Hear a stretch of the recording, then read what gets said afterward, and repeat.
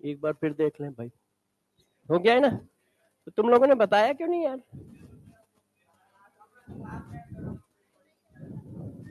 अच्छा हाँ, तो मतलब मगर हाँ, मगर दूसरे बच्चे।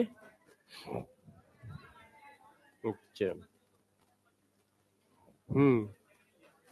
अच्छा चलिए, अब आप लोगों को बताते हैं, गौर समझिए। कल हम लोगों ने बात की कि प्रोसेस, तो आपने कहा सर कुछ होना प्रोसेस है, मैंने कहा ठीक है भाई। फिर ये हुआ टाइप ऑफ प्रोसेस, तो कुछ होते समय टेम्परेचर कांस्टेंट है, आइसोथर्मल। कुछ होते समय प्रेशर कांस्टेंट है, आइसोबैरिक। कुछ होते समय वॉल्यूम कांस्टेंट है, आइसोकोरिक, है ना? और कुछ होते समय हीट का एक्सचेंज नहीं हो रहा है, एडियाबैटिक। और जिस जगह से चले उसी जगह वापस आ गए, साइक्लिक, है ना? मतलब डाटा सेम होना कि उसकी प्रॉपर्टी सेम होना, तो साइक्लिक हो गया। अब बात आ रही है, जो कुछ होने को प्रोसेस कहते हैं, वो कुछ करोगे कैसे? भाई कुछ हो रहा है तो किया कैसे जाएगा? तो उसको करने के दो तरीके हैं, फिर समझना। कुछ होने को आप क्या कहते हो? प्रोसेस। तो वो कुछ होगा कैसे? वो कुछ होगा कैसे? उस कुछ को करने के तरीके कितने हैं? तो प्रोसेस करने के तरीके कितने हैं? तो दो तरीके हैं सिर्फ, और कोई तीसरा तरीका होता ही नहीं है, दो। एक रिवर्सेबल, एक इरिवर्सेबल। तो कुछ होने को प्रोसेस कहते हैं, और कुछ होने के तरीके कितने हैं, उसको किया कैसे जाएगा, तो उसके दो तरीके हैं, इरिवर्सिबल और रिवर्सेबल। मतलब प्रोसेस करने के दो तरीके होते हैं, एक को कहते हैं रिवर्सेबल, एक को कहते हैं इरिवर्सिबल। अब दोनों में क्या डिफरेंसेस है, उनके बारे में हम लोग डिस्कस करेंगे। तो जो लिखा है वो बाद में पढ़ेंगे, पहले आपको मैं थोड़ा सा समझाता हूं, है ना? जैसे आप समझ पाए कि डिफरेंसेस क्या है। देखो, एक को हम लोगों ने नाम दिया है रिवर्सेबल, और एक को नाम दिया है इरिवर्सेबल। अब दोनों में डिफरेंसेस क्या है, अब ये हम लोग डिस्कस करेंगे। देखो, ये हमारा एक कंटेनर है,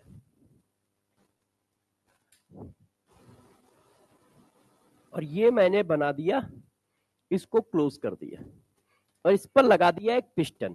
नीचे क्या है? गैस है। हमारा सिस्टम जनरली क्या रहेगा? गैस। क्यों? क्योंकि आप सारा कुछ पीबी वर्क निकालते हो, और पी इंटू वी तो गैस में ही लोगे ना यार, कोई सॉलिड में तो लेने नहीं जाओगे। और ये एक पिस्टन है, इस पर एक्सटर्नल प्रेशर लग रहा है, पी एक्सटर्नल, ठीक है? और ये पिस्टन एक्सपेंड कर रहा है, मतलब पिस्टन ऊपर जा रहा है।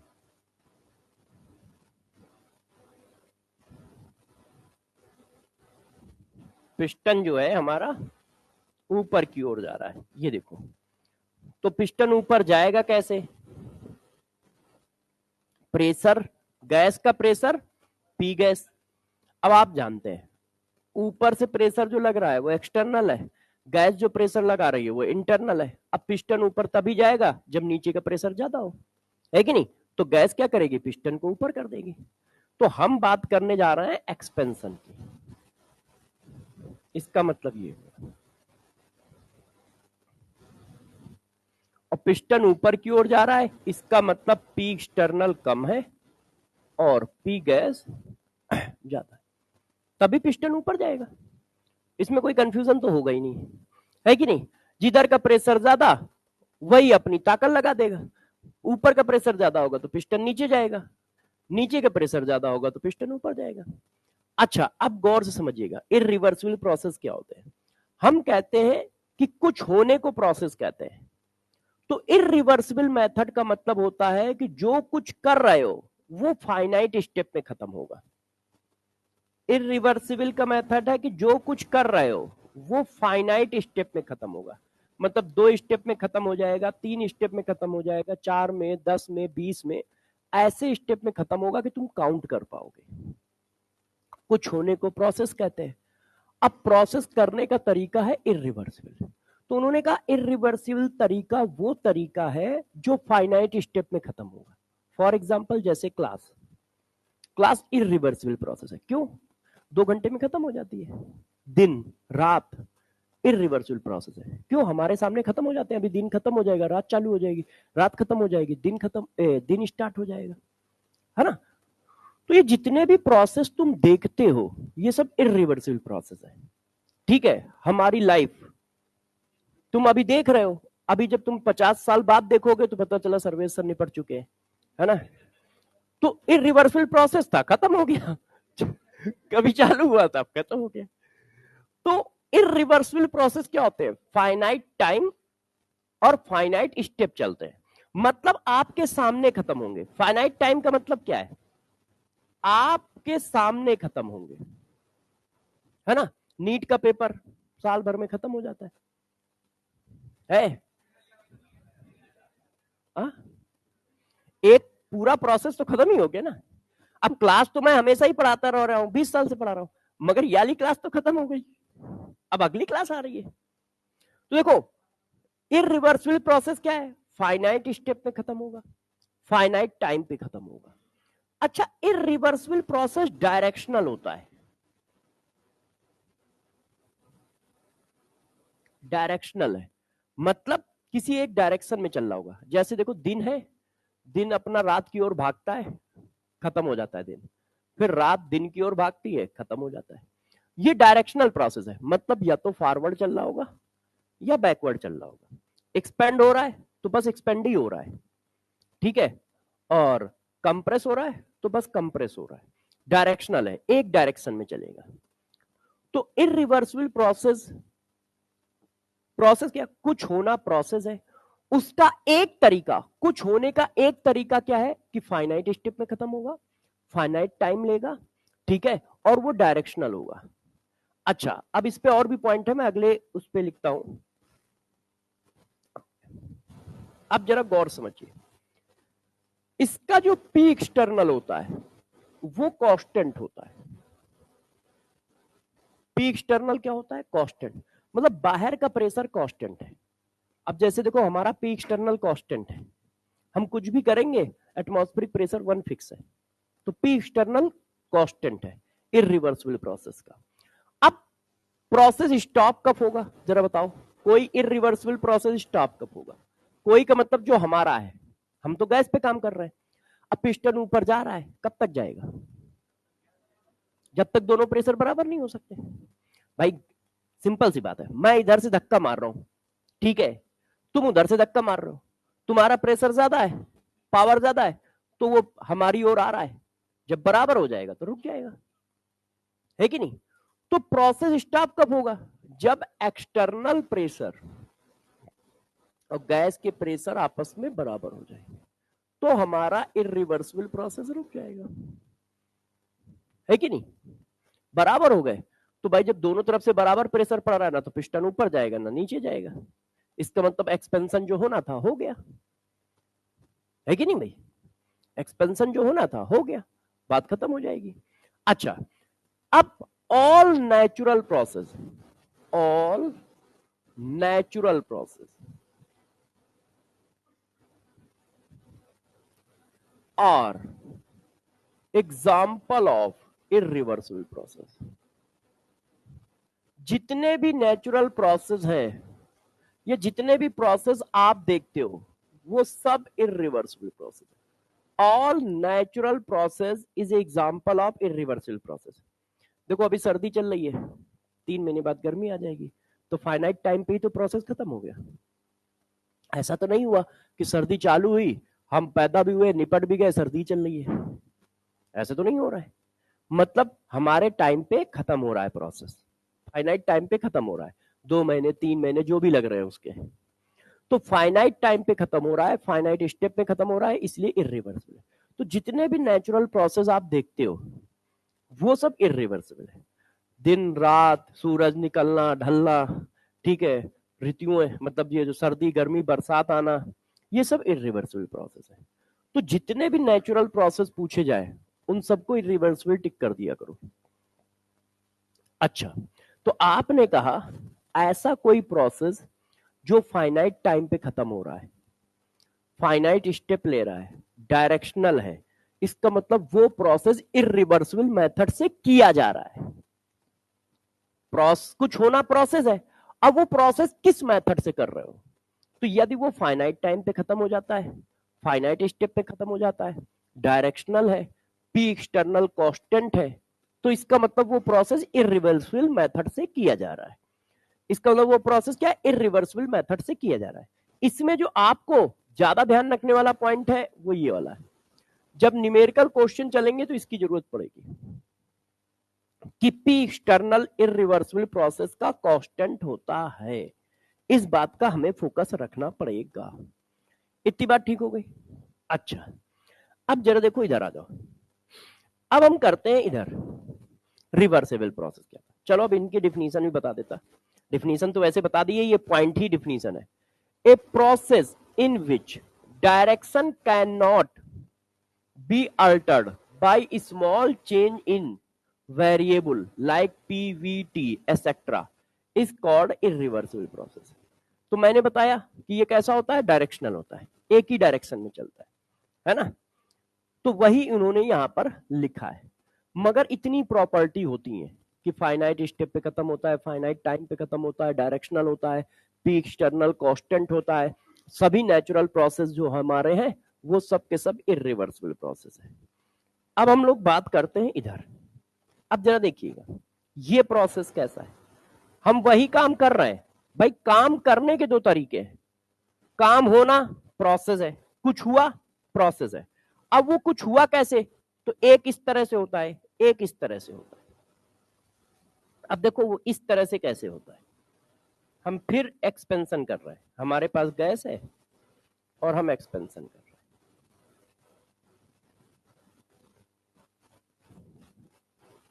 ये पी गैस है और इस पर प्रेशर लग रहा है एक्सटर्नल प्रेशर, है ना। फिर वही कंडीशन मैंने बनाई, मैंने कहा भाई हम एक्सपेंशन करना चाह रहे हैं, तो लोगों ने कहा भाई चाह रहे हो तो कर दो।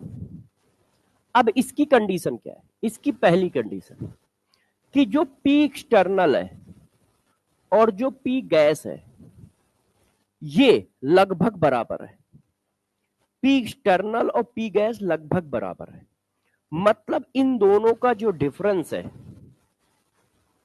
पी एक्सटर्नल और पी गैस का जो डिफरेंस है वो टेंस टू जीरो है, वो टेंस टू जीरो है, मतलब लगभग बराबर है। अब इससे हो क्या रहा है, हर समय पी एक्सटर्नल और पी गैस लगभग बराबर है, तो इसकी वजह से ये क्या होता है, इस प्रोसेस में इक्वल टेंडेंसी होती है ऊपर और नीचे जाने की। क्यों, प्रेशर में बहुत माइन्यूट डिफरेंस है, कुछ ऐसा डिफरेंस है जैसे प्रेशर लगातार फ्लक्चुएट करता रहे। या मैं इसका एग्जांपल बहुत सिंपल देता हूं, आप तुरंत समझ जाओगे। मेरे पास 100 रुपए है, ठीक है, 100 रुपए, इस हाथ से मेरे पास पैसे आते हैं, इस हाथ से मैं खर्च करता रहता हूं, ऐसी सिचुएशन है। अब देखना, 1 सेकंड में 2 रुपए आए, 1 सेकंड में मैंने 2.2 मतलब खर्च कर दिए, तो मेरे पैसे कम हो गए, है ना।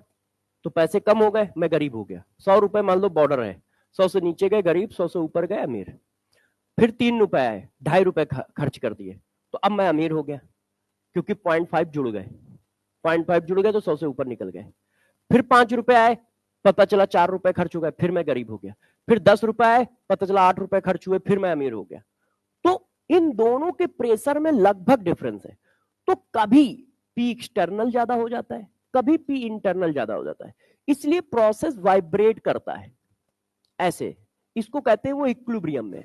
अब ये इक्विलिब्रियम में ऐसे करके ऊपर जा रहा होगा या वाइब्रेट करता हुआ नीचे जा रहा होगा, तो हर समय वो इक्विलिब्रियम मेंटेन रखता है, क्योंकि हर समय दोनों की वैल्यू में जो चेंजेस है वो डेसिमल में बहुत कम है।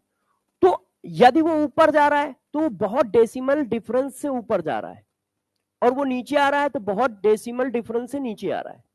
इसकी वजह से उसको लाखों स्टेप लेने पड़ते हैं। क्यों, क्योंकि डिफरेंस कम है तो सूट नहीं करेगा, वो सूट नहीं करेगा, वो वाइब्रेट करता हुआ ऊपर जाएगा, वाइब्रेट करता हुआ नीचे आएगा।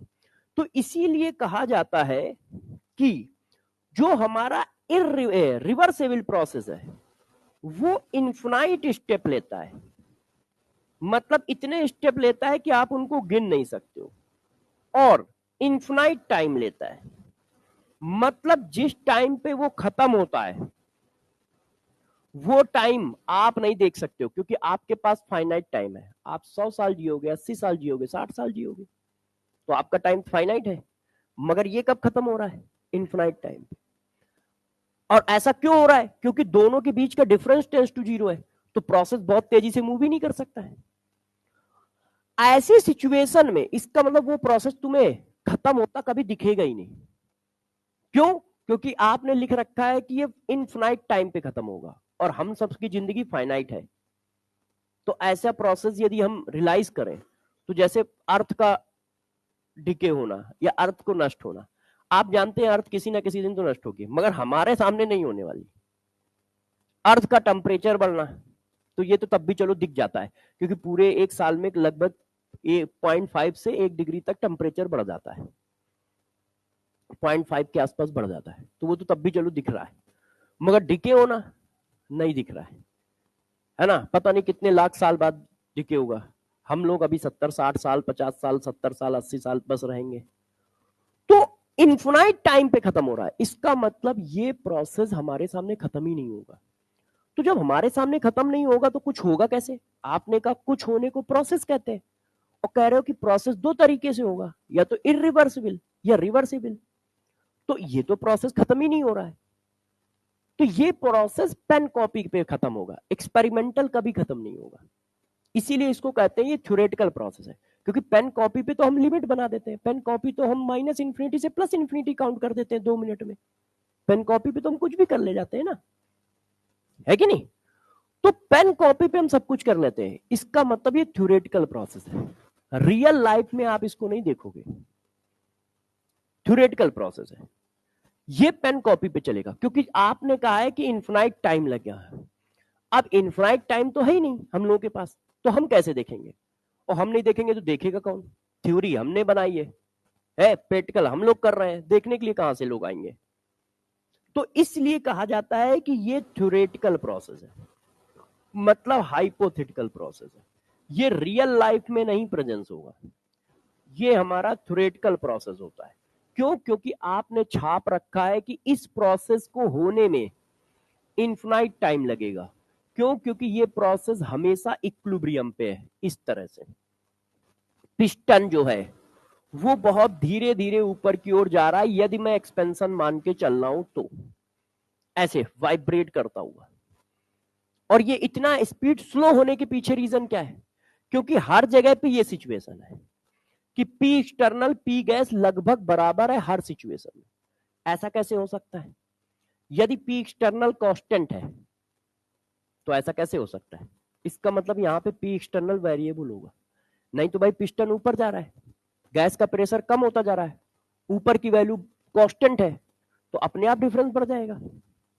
पी एक्सटर्नल है 100, गैस का प्रेशर है 101, अब पिस्टन ऊपर जा रहा है तो वो 101 से 100 आएगा, 100 से 98 आएगा, 97 आएगा, 93 आएगा, तो डिफरेंस तो बढ़ रहा है। और जैसे ही डिफरेंस बढ़ेगा तो प्रोसेस शूट करने लगेगा, फिर क्यों वाइब्रेट करेगा और फिर क्यों इक्विलिब्रियम पे रहेगा? इसका मतलब पी एक्सटर्नल भी वेरिएबल है। जब वो 98 आता है तो भाई भी अपना 99.2 आ जाता है, जब वो 97 आएगा तो भाई भी अपना 97.1 आ गया, जब वो 96 आया तो ये 95.8 आ गया, क्योंकि वाइब्रेट कर रहा है। तो इसका मतलब दोनों वेरिएबल होंगे। गैस तो वेरिएबल है ही है, क्योंकि पिस्टन ऊपर जा रहा है तो गैस का प्रेशर तो कम हो ही रहा है, वॉल्यूम बढ़ेगा तो प्रेशर कम होगा। मगर पी एक्सटर्नल भी वेरिएबल होगा, नहीं तो ये कंडीशन लग कैसे पाएगी? हर समय कैसे लग पाएगी भाई? शुरुआत में चलो बराबर है, अब तुम कह रहे हो एक्सपेंशन भी हो रहा है, तो इसका मतलब पिस्टन ऊपर जा भी रहा है। अरे भाई 100 साल बाद जाएगा, कॉपी पे तो हम 100 साल को अभी मेजर कर देंगे ना। तो भाई 10 साल बाद क्या सिचुएशन आई, तो 10 साल बाद सिचुएशन तो डिफरेंस बढ़ जाना चाहिए। इसका मतलब रिवर्सेबल प्रोसेस का पी एक्सटर्नल वेरिएबल होता है। रिवर्सेबल प्रोसेस का पी एक्सटर्नल क्या है? वेरिएबल होता है, ध्यान रखिएगा। तो यदि कहीं पर पी एक्सटर्नल वेरिएबल है तो तुम समझ जाओ ये रिवर्सेबल प्रोसेस है, और ये हाइपोथेटिकल प्रोसेस है, वो रियल प्रोसेस है।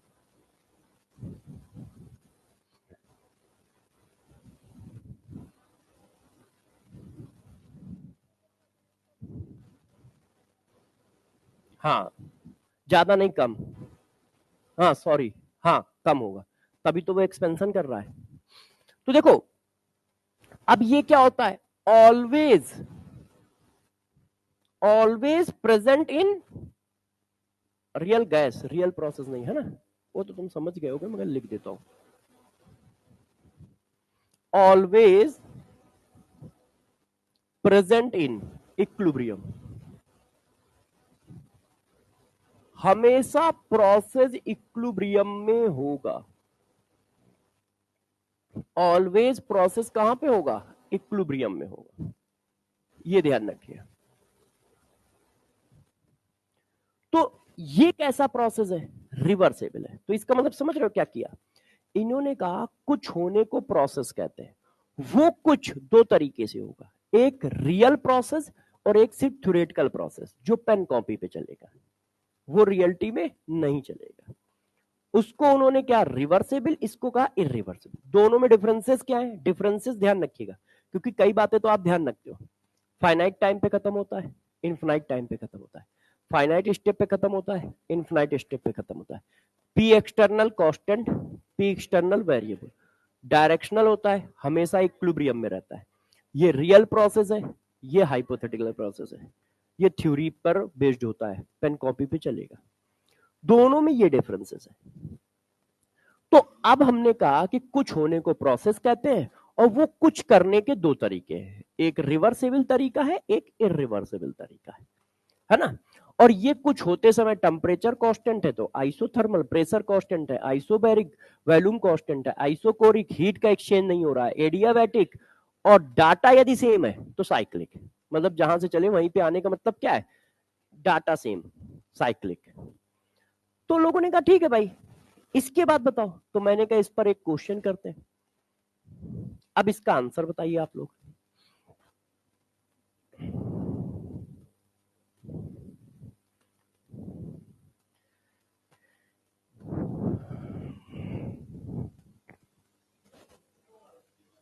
बताइए सब लोग, सी, देख लो,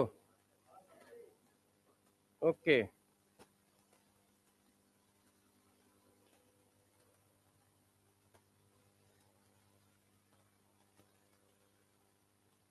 एक मैसेज डाल दो, हाँ। अब जरा देखो बच्चों, बच्चों ने कहा इसका आंसर सी होगा, तो मैंने कहा बच्चे तो सही बोलते हैं। In thermodynamics a process is called reversible, system and surrounding change into each other, कोई एक दूसरे में चेंज थोड़ी हो रहा है, सिस्टम सिस्टम है, सराउंडिंग सराउंडिंग है। There is no boundary between, boundary तो हमेशा ही रहती है। The surrounding is always equilibrium with system, ये बात सही है। The system change into surrounding spontaneously, ऐसा भी नहीं है, वाइब्रेट करता रहता है, बहुत स्लो होता है। तो हमारा आंसर क्या होगा, सी, जैसा बच्चों ने कहा। अच्छा देखो जरा, अब धीरे धीरे हम उन चीजों पे पहुंच रहे हैं जहां हमें खूब क्वेश्चन करने हैं। जैसे इंटेंसिव एक्सटेंसिव पे देखो, आप लोगों को हम लोगों ने खूब क्वेश्चन किए। अब स्टेट फंक्शन क्या होता है, पाथ फंक्शन क्या होता है, अब इस पर डिस्कशन करते हैं कि भाई स्टेट फंक्शन किसको कहोगे, पाथ फंक्शन किसको कहोगे, है ना। अब जरा देखो, स्टेट फंक्शन किसको कहना है, पाथ फंक्शन किसको कहना है, सिस्टम है, ये सब सिस्टम की प्रॉपर्टी है, सिस्टम है।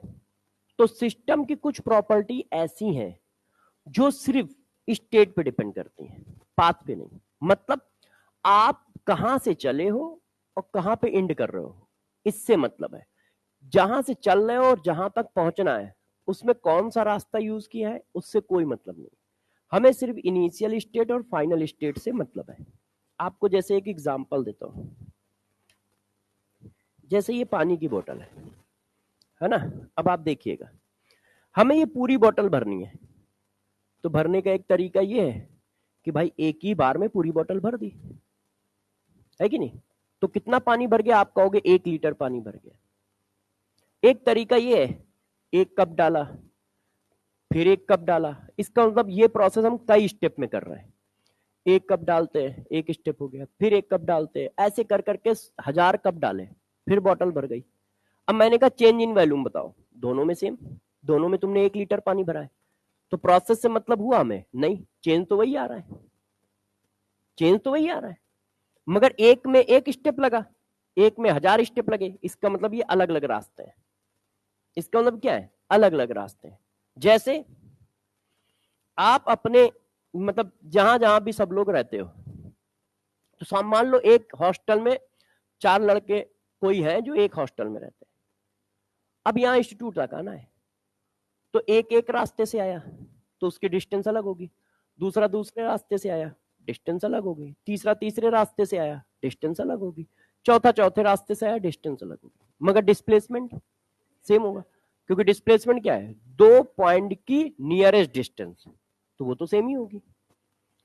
तो डिस्प्लेसमेंट को क्या है, पास से कोई लेना देना नहीं है, उसकी वैल्यू चारों के लिए सेम है, मगर डिस्टेंस चारों के लिए अलग अलग है ना। तो जैसे मैं आज आया, आज उसने यही एग्जांपल झोंक दिया, मैं किसी एक रास्ते से आता था, वो वहां से निकलता था, पीएन मॉल के पीछे वाली रोड पकड़ता था, सीधे आता था, फिर एक कोई हॉस्पिटल टाइप का आता है, उस चौराहे से इधर या इधर मुड़ जाता है, फिर हम लोग इस रोड पे आ जाते, बोरिंग रोड पे, और फिर यहाँ गए। आज वो क्या किया, इंडस्ट्रियल इलाके से ले गया वो एक और रोड पे, पुल जिसमें बना होता है, और फिर वहां से वो घुसा, और वो जहाँ एक जगह कचरा लगा रहता है उस जगह से निकला और फिर इस रोड पे आ गया। तो डिस्टेंस तो मैंने अलग अलग तय की, उसने कहा सर ये शॉर्टकट है, मैंने कहा भाई ठीक है ले चलो, हमें क्या है, मैं समझ गया शॉर्टकट वही वाला रास्ता होगा, मैंने कहा भाई बस तुम शीशे चढ़ा लियो और कोई दिक्कत नहीं है, तुम चाहे जहां से ले जाओ, लेके आ गया। डिस्टेंस अलग अलग है मगर डिस्प्लेसमेंट हमारा वही है, इंस्टीट्यूट से लेके घर तक का हम एक नियरेस्ट डिस्टेंस लेंगे, वो डिस्प्लेसमेंट आएगा हमारा। तो स्टेट फंक्शन क्या है, स्टेट फंक्शन को पास से कोई लेना देना नहीं है, हमें पास से मतलब ही नहीं है कि तुम वो प्रोसेस कैसे करोगे कैसे नहीं करोगे, अपने को लेना देना नहीं है, अपने को लेना देना नहीं है। तो स्टेट फंक्शन क्या होते हैं, ओनली डिपेंड अपॉन स्टेट, वो सिर्फ स्टेट पे डिपेंड करते हैं। कौन से स्टेट पे, इनिशियल स्टेट और फाइनल स्टेट, सिर्फ इस पर डिपेंड करता है। यदि स्टेट सेम है तो वैल्यू सेम आएगी, क्योंकि उसका पास से लेना देना नहीं है। यदि मान लो ये ए है और ये बी है, जरा समझिएगा, ये इंस्टीट्यूट है, ये घर है। अब चाहे तरुण सर जाए, चाहे मैं जाऊं, चाहे एमडी सर जाए, चाहे बीटी सर जाए, ठीक है, कोई भी जाए, हाँ कोई भी जाए, सुधांशु सर जाए, सुभाष सर जाए, मगर सबका डिस्प्लेसमेंट सेम आना है, बीएन सर भी चले जाए, मगर सबकी डिस्टेंस अलग लगानी है, क्योंकि कोई पता नहीं किस रास्ते से जाएगा, कोई किस रास्ते से जाएगा। तो स्टेट फंक्शन वो है जो सिर्फ इनिशियल और फाइनल पे डिपेंड करते हैं, उनका रास्ते से कोई लेना देना नहीं है। रास्ता कौन है, रिवर्सेबल और इरिवर्सिबल क्या है, रास्ता है। चेक करो, आपने पिस्टन उतना ही ऊपर किया है, यहां से यहां तक, इनिशियल और फाइनल देखो दोनों सेम है, ये भी यहां से चालू करता है यहां तक ले जाता है, ये यहां से चालू करता है यहां तक ले जाता है, इनिशियल फाइनल सेम है। अब तुम किस मेथड से करते हो अपने को मतलब ही नहीं है, क्योंकि हम तो स्टेट फंक्शन है, हमें पाथ आज से लेना ही नहीं है। इनिशियल फाइनल सेम है ना, तो हमारी वैल्यू सेम होगी, चाहे तुम इस मेथड से काम कर लो चाहे इस मेथड से काम कर लो, क्यों, हमें मतलब ही नहीं रास्ते से, काम करने के तरीके से अपना लेना देना नहीं है, अपने को तो बस स्टार्टिंग पॉइंट और एंडिंग पॉइंट से लेना देना है, वो सेम तो वैल्यू सेम, वो सेम तो वैल्यू सेम, क्यों, क्योंकि पास से लेना देना नहीं है, हमें प्रोसेस से लेना देना नहीं है, तुम किस तरह से काम कर रहे हो, करो ना करो उससे कोई लेना देना नहीं, हमें सिर्फ इस बात से लेना देना, स्टार्ट हुआ एंड हुआ तो वैल्यू सेम आएगी, क्यों, क्योंकि हम स्टेट फंक्शन है। तो कोई वैल्यू स्टेट फंक्शन है, ये छोटी बात नहीं है, ये बहुत बड़ा कॉन्सेप्ट है जो हम लोग बार बार क्वेश्चनों में यूज कर रहे होंगे, तो हल्के में हम नहीं लेंगे। तो देखो स्टेट फंक्शन क्या होते हैं, सिर्फ इनिशियल और फाइनल स्टेट पे डिपेंड करते हैं और किसी पे डिपेंड नहीं करते। यदि उनकी स्टेट सेम है तो उनकी वैल्यू हमेशा सेम रहेगी। तो इस बात को मैं थोड़ा लिख भी देता हूं कि यदि स्टेट सेम है तो वैल्यू सेम रहेगी, ठीक है ना। इनिशियल एंड फाइनल स्टेट यदि सेम है, सेम है, वैल्यू ऑलवेज सेम होगी, सेम होगी। अब देखो ये वैल्यू जो है ये न्यूमेरिकल वैल्यू है, उसका रीजन है डायरेक्शन के बेसिस पे प्लस माइनस आ जाएगा, है कि नहीं, मगर न्यूमेरिकल वैल्यू सेम रहेगी। भाई बहुत सारी चीजें हैं जिनमें साइन चलता है प्लस माइनस का, तो प्लस माइनस अपना चेंज होता रहेगा डायरेक्शन के बेसिस पे, न्यूमेरिकल वैल्यू हमेशा सेम रहेगी, चेंज हमेशा उतना ही आएगा। स्टेट फंक्शन की बात ये की। अब जरा इधर आ जाओ, पाथ फंक्शन क्या होते हैं? देखो पाथ फंक्शन हम किनको बोलते हैं? देखिए पाथ फंक्शन जो होते हैं depend upon initial state and final state.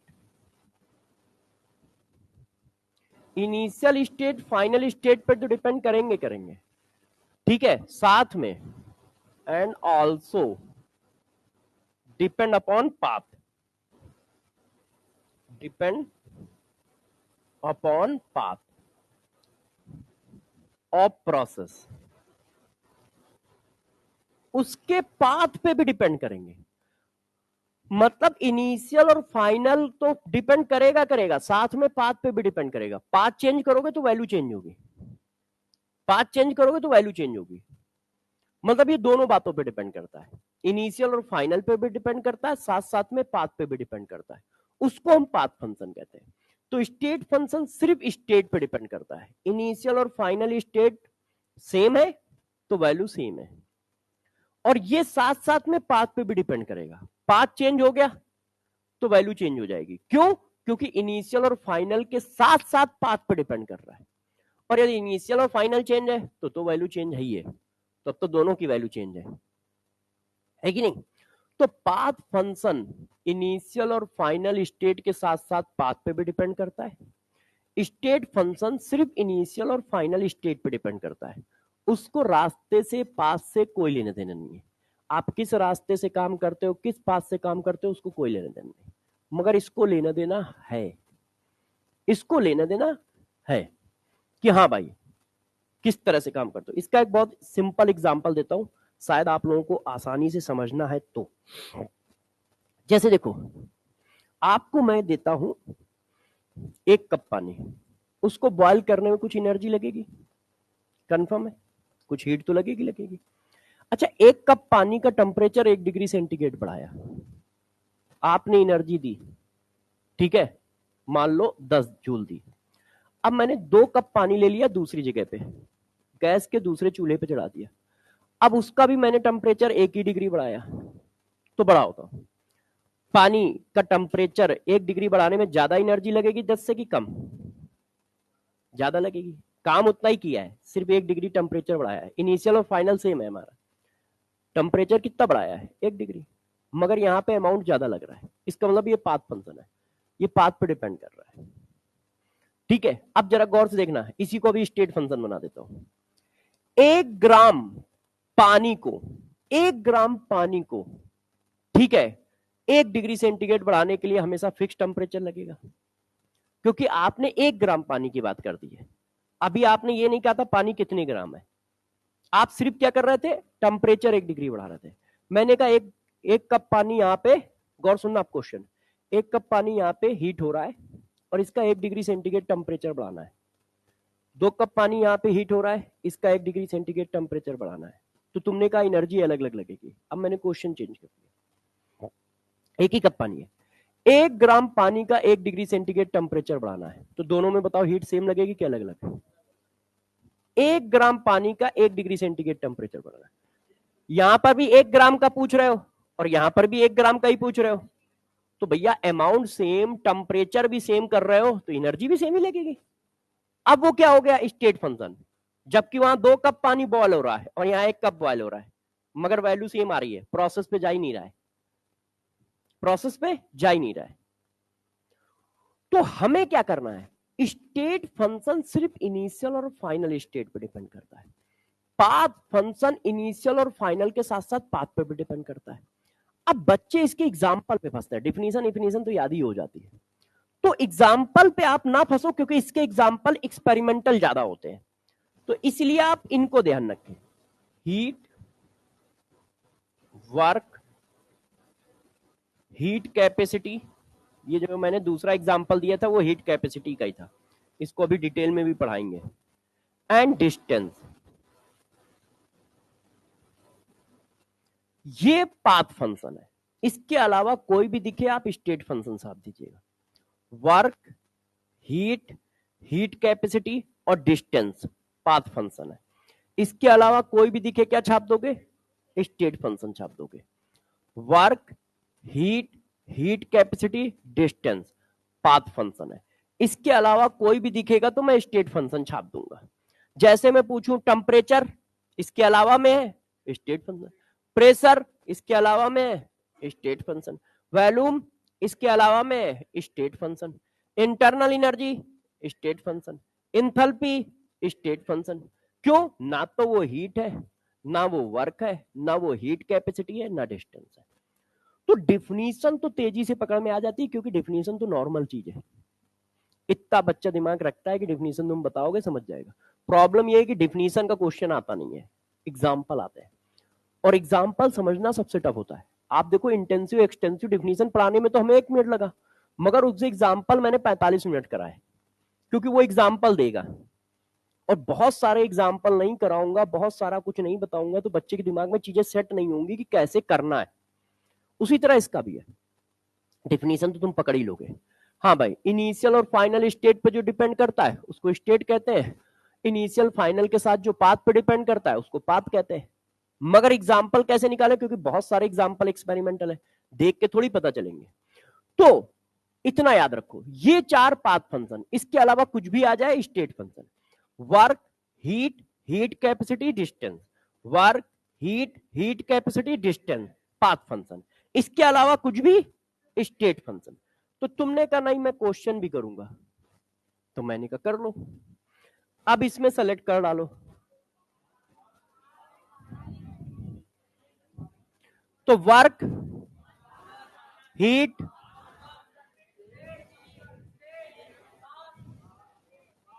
Internal energy,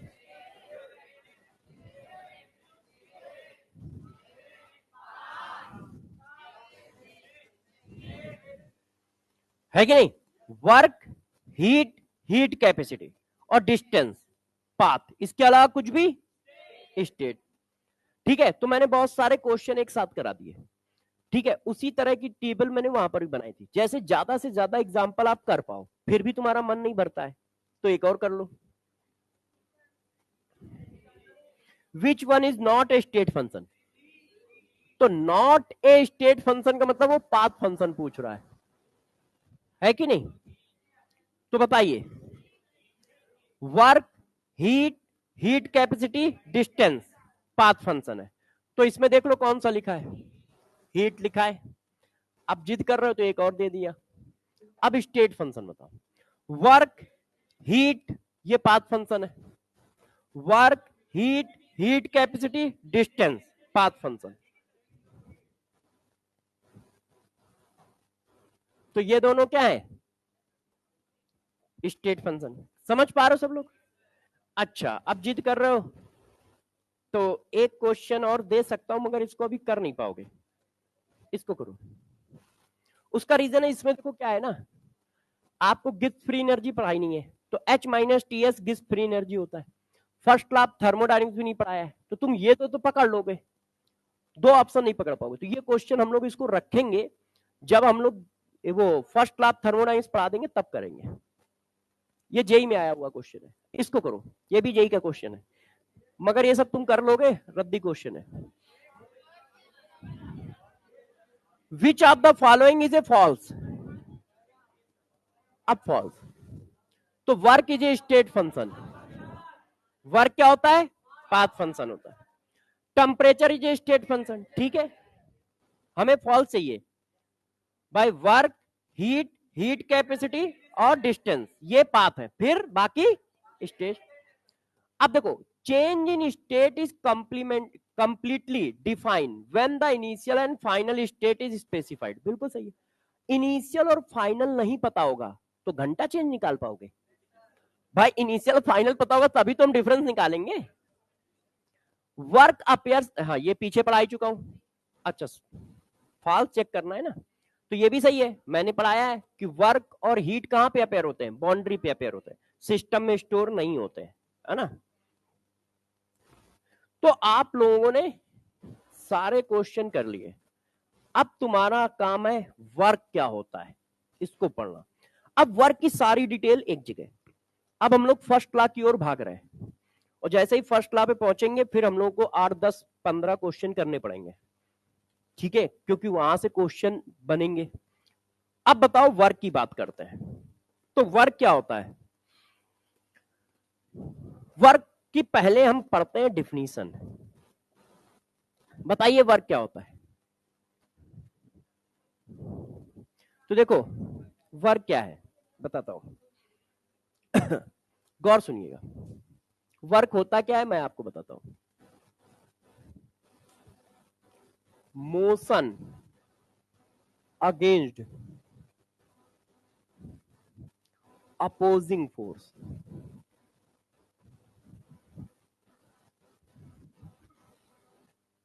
देखो आपको मेहनत कब करनी पड़ेगी? जब कोई कुछ रोक रहा हो। जब कोई कुछ रोक ही नहीं रहा है तो आपको क्यों मेहनत करनी पड़ेगी? तो अपोजिंग फोर्स के अगेंस्ट जो डिस्प्लेसमेंट कराओगे वो वर्क है। एफ इंटू डी एस पढ़ते हो ना, तो फोर्स क्या है? परपेंडिकुलर आप फोर्स लगाते हो, आप डिस्प्लेसमेंट कितना करते हो? डीएस करते हो। तो वही चीज तो मैंने लिखी है, मगर वो फार्मूला है। रिटर्न में क्या लिखोगे? वो कह रहा है डिफिनीशन लिखिए वर्क की, तो फार्मूला लिख दोगे? तो वो कहेगा फार्मूला लिखो, तो फिर क्या लिखोगे? तो देखो, वो motion against opposing force is called work. ठीक है, ये फिजिक्स की डिफिनीशन है। केमिस्ट्री में फोर्स चलता ही नहीं है, केमिस्ट्री में फोर्स चलता ही नहीं है। हम लोग फोर्स का क्या लेने देना? हम लोग तो फोर्स से वैसे भी डरते हैं, ईटा पत्थर वाला काम करते नहीं हम लोग। हम लोग ऐसी चीज करते हैं जो आत्मा से रिलेटेड होती है, मतलब मन की आंखों से दिखती है। ऐसे छोटी मोटी आंखों से दिखती नहीं है। अपना एटम मालिक्यूल कुछ नहीं दिखता, एनर्जी फिनर्जी कुछ नहीं दिखता है ना। तो हम लोग क्या है, ऊपर वाली बात कर रहे होते हैं। हाँ, तो इसीलिए मैं कहता हूं मन की आंखें खोल के रखो, ये वाली आंखों से अपना काम नहीं चलने वाला। तो देखो, motion against opposing force work है। तो बच्चों ने कहा ठीक है यार, आप कह रहे हो तो मान लेते हैं। तो इससे वैसे ज्यादा लेना देना नहीं है, इसलिए मान भी लो ना भी मानो चल जाएगा। अब बात आई कि यार वर्क का फार्मूला बताओ, तो बच्चों ने पहले ही बता दिया था, तो मैं छाप देता हूं, एफ इंटू डी एस। अब प्रॉब्लम ये है कि केमिस्ट्री वाले ईटा पत्थर उठाना जानते नहीं है, ना लड़ाई दंगा जानते हैं। ये सब तो फिजिक्स वालों का काम है, मिसाइल चालू करना। हम लोग तो बस फुर्र से कर देते हैं, गेम हो जाता है ना। हाँ, तो वही तो छोटी मोटी चीज कहाँ करते हैं, बड़ी चीज करते हैं। छोटी मोटी नहीं करते कि 2-4 लोग मर रहे हैं, क्या फिर क्या साइंस है? सीधा सीधा निपटा दो। तो देखो एफ इंटू डी एस, ज्यादा टेंशन हुई तो अभी एयर रोक देंगे, सबके सब निपट जाएंगे एक ही बार में। तो देखो W equal to F into D S, तो फोर्स का अपना काम नहीं है।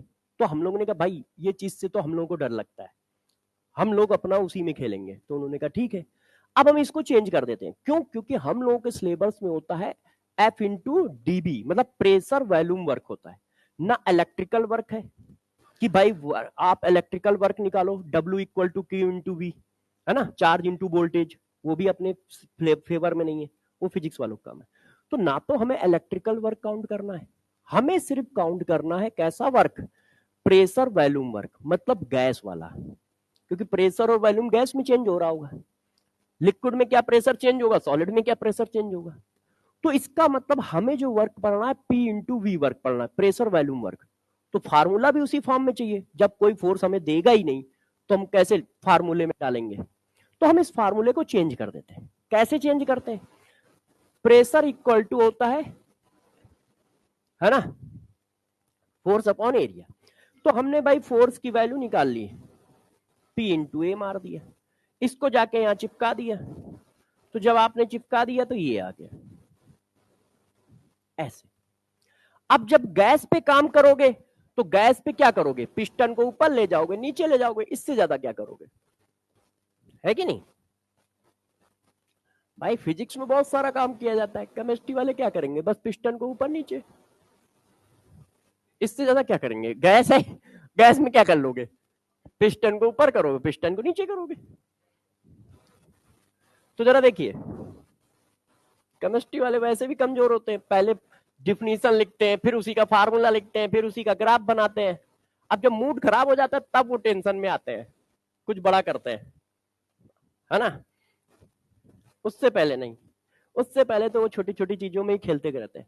अब देखो, पिस्टन को ऊपर ले जाओगे या पिस्टन को नीचे ले जाओगे, तो ये हो गया पिस्टन का एरिया और ये हो गया डिस्प्लेसमेंट।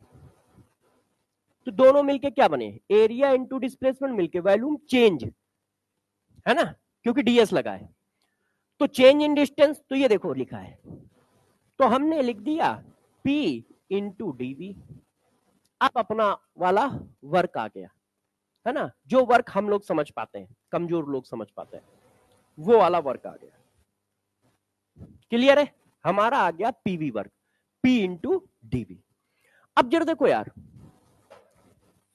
फिजिक्स और केमिस्ट्री में थोड़ा सा नॉमेनक्लेचर का भी लेना देना है, साइन कन्वेंशन का। तो अब गौर से सुनिए, हम सिर्फ सिस्टम पढ़ते हैं, हम जितने स्टेटमेंट पास करते हैं पहले से लेके लास्ट तक सब सिस्टम के रिस्पेक्ट में पास करते हैं। आपने अभी तक क्या पढ़ा, स्टेट फंक्शन है कौन, सिस्टम। सराउंडिंग का नाम लिया नहीं। इंटेंसिव एक्सटेंसिव प्रॉपर्टी पढ़ी, किसकी पढ़ी, सिस्टम की। तो वर्क भी हम सिस्टम का पढ़ते हैं। तो हम जितना भी स्टेटमेंट पास करते हैं सिस्टम के लिए करते हैं। हम ये कहते हैं सिस्टम ने इतना काम किया, सिस्टम को इतना काम मिला, हम सराउंडिंग का नाम ही नहीं लेते। तो हमारे सारे स्टेटमेंट सिस्टम के रिस्पेक्ट में होते हैं। तो इस वजह से आप ये फार्मूला कभी मत लगाएं, क्योंकि आपने ये फार्मूला कहां से निकाला है, फिजिक्स से। चेक करो, तो ये फिजिक्स के साइन देगा ना, हम लोग तो केमिस्ट्री वाले हैं। तो आप हमेशा इस फार्मूले को यूज करेंगे, P external DV minus P external DV, क्योंकि वो बात करते हैं सराउंडिंग से, हम बात करते हैं सिस्टम से।